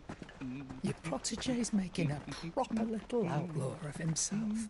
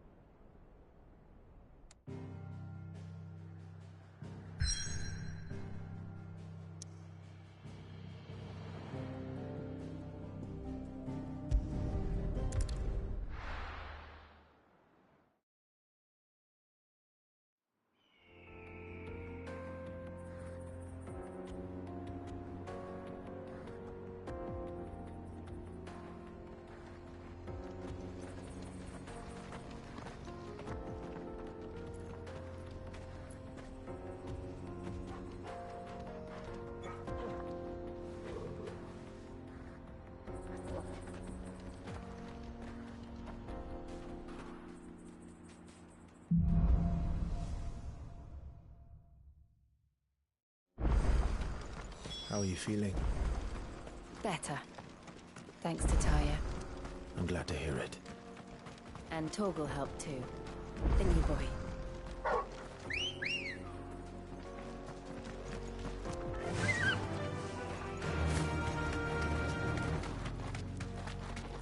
This used to be a trade route for merchants crossing the Scars. Till the Republic laid a new road wide enough to let wagons pass, and all official traffic moved there. Leaving this one for those living outside the law. Indeed. I doubt we'll be the only outlaws on the trail today.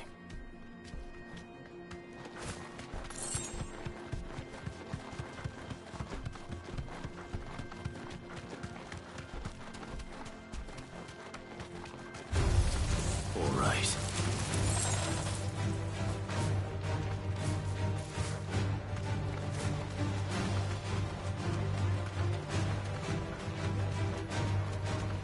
So what do you think? That we'd be lucky to make it out alive. Really? It's as bad as that? Oh, aye. There's trouble up ahead. And too much of it for us to handle. I take it there's danger on the road. Oh, what about this fearsome-looking fellow?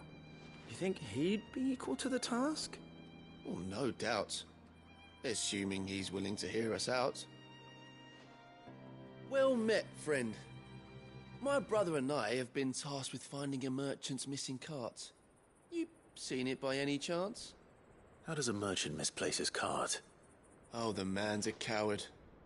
When he thought goblins might come a-snarling, he ran, leaving his livelihood abandoned in the pass. He sent the two of us to fetch it, but it's gone. Now, I'm not much of a thinker, but I know the work of thieves when I see it. My brother's right on all accounts. And by my estimation, the bastards are lying in wait just down the road. We may have seen our share of action, true, but we've not got the skill in arms to boldly brave an ambush. You, however, have the look of a man who needn't fear a band of backwater ruffians. What do you say? Will you help us out? Chances are they'll come for you either way. But if you promise to lend us a hand, at least you'll pocket a reward for your troubles.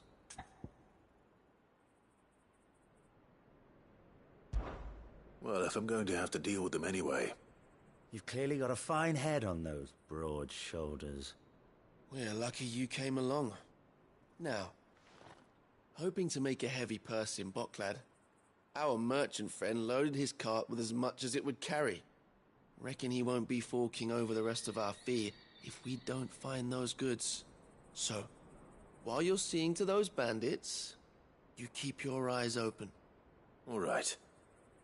Just don't expect me to drag the cart out of there myself. No. You can leave the cart to us.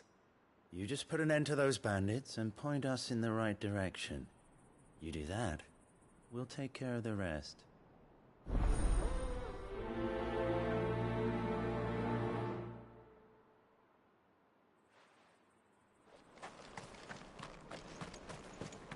I'm not sure I trust those two.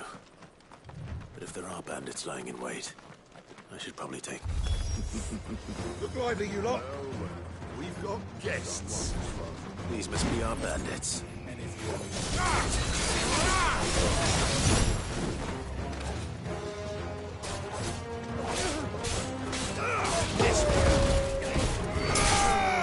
Soil and stone!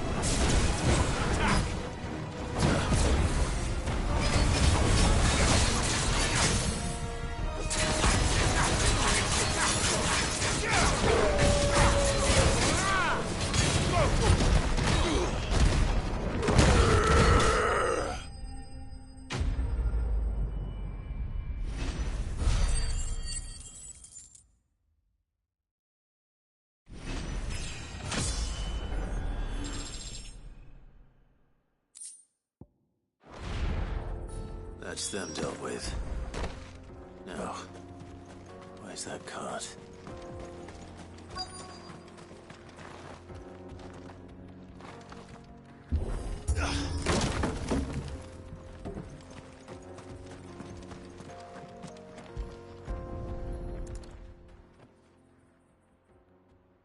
Getting all of this out of here will be a nightmare.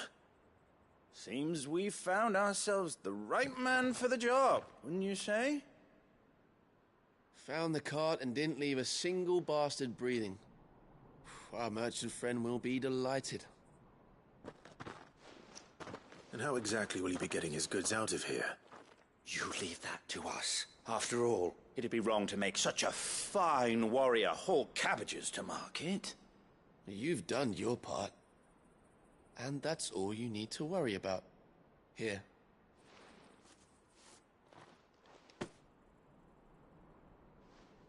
It's been a pleasure. Now piss off. There's no need to be so rude, brother. What if we want his help again next time?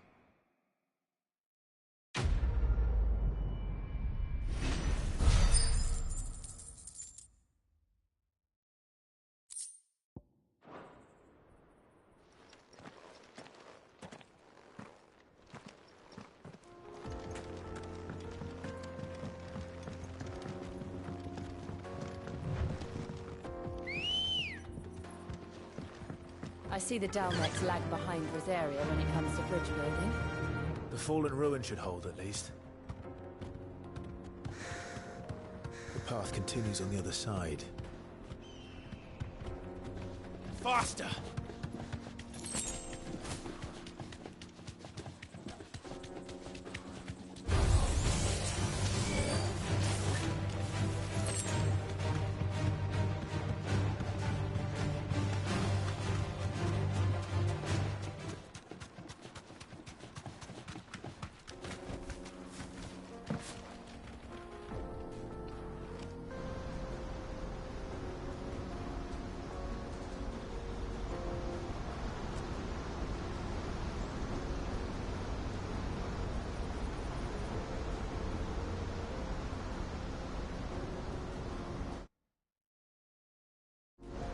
So this is Zemeckis.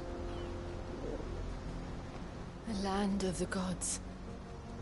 It's even more impressive than I imagined. I remember being captivated by the story as a child.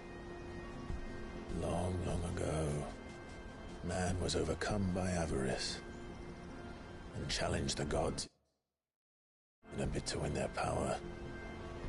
The final battle took place here, at these falls. Or so the legend goes. If anyone ever manages to plumb those depths, perhaps we'll learn if there's any truth to the tale. That the gods emerged victorious and punished man for his defiance by visiting upon him 2 curses. Dominance in Paris. To tell the truth, I always thought it strange that the dominants and their icons were deemed a curse. Back home, the dominant inherited the throne. They were admired and exalted, not spurned. Whenever I got to that part of the story, I always assumed there must be something I'd misunderstood. You had a lot of storybooks, didn't you? In your room, I mean. When we were young. The old legends were always my favorites. Epic battles between gods and men. Father encouraged me to read as much as I could. He thought it good for my education. You really were a boy like any other, weren't you?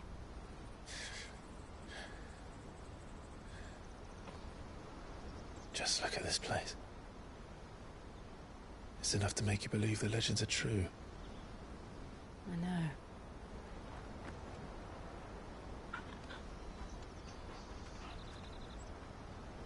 We're not far from Boklad. The road will be busier up ahead. And we'll have to keep our wits about us.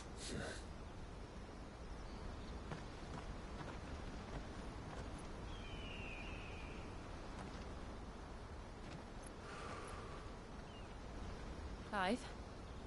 Something wrong? Nothing. It's nothing.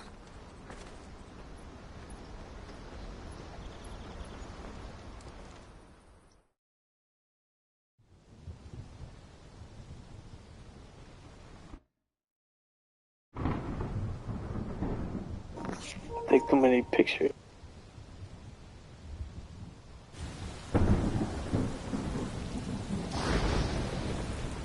I see the reports are true, Father. You have surrendered the throne to Olivier. I have. Emperor Olivier shall rebuild the Holy Empire of Sanbreque.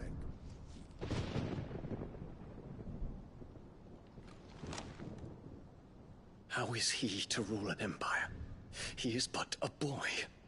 I shall advise him until he comes of age. Father, please. Or for as long as I am able.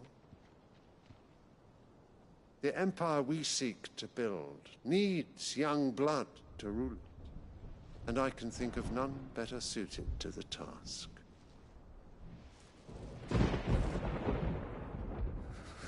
There is other news, Dion.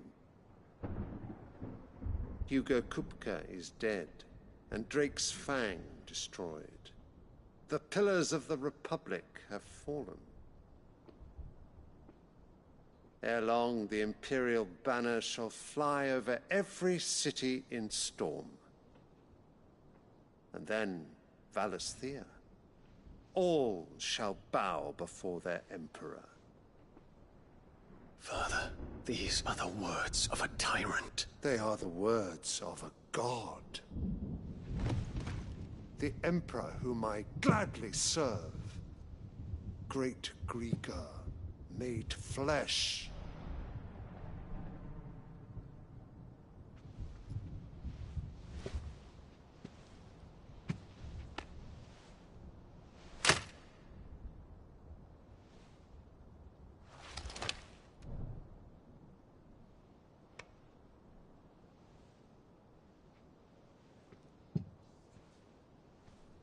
Return to your camp, Dion, and ready your forces.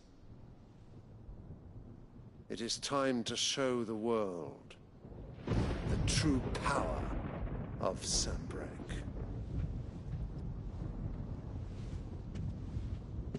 Father. I find you much changed. Is this truly the path you wish to tread? Or are these the ambitions of another? Of Ultima, perhaps? What nonsense is this? I speak my mind, and my mind only. Though I do owe Annabella thanks for reminding me of certain truths regarding the nature of nations, of rulers, and of the divine. You would trust the words of this traitress? She betrayed her country. She slew her husband. You have ever been an invaluable servant to Sanbreque, Prince Dion. I trust you will continue to serve your Emperor in the wars to come. The canker! Silence! Insolent wretch! You will bend the knee. All else is heresy. Sire, forgive me. This audience is over. Come, your Radiance. The Rowena Syndicate awaits your pleasure. Oh, not another meeting with silly old men. They're so boring. I'm hungry, Father. Can't we have luncheon instead?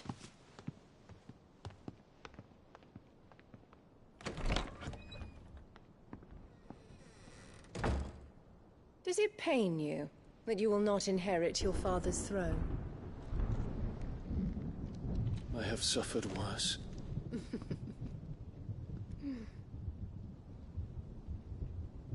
Count your blessings, Dion. For a base-born child to be chosen by Bahamut is miracle enough. You have risen high on his wings, but you shall rise no higher, lest your impure blood stain the throne. What do you know of my blood?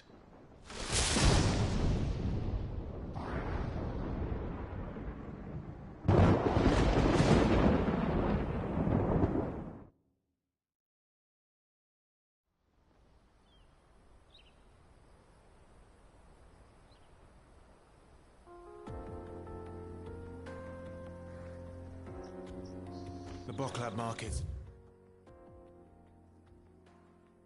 To the north. We just need to hug the coast.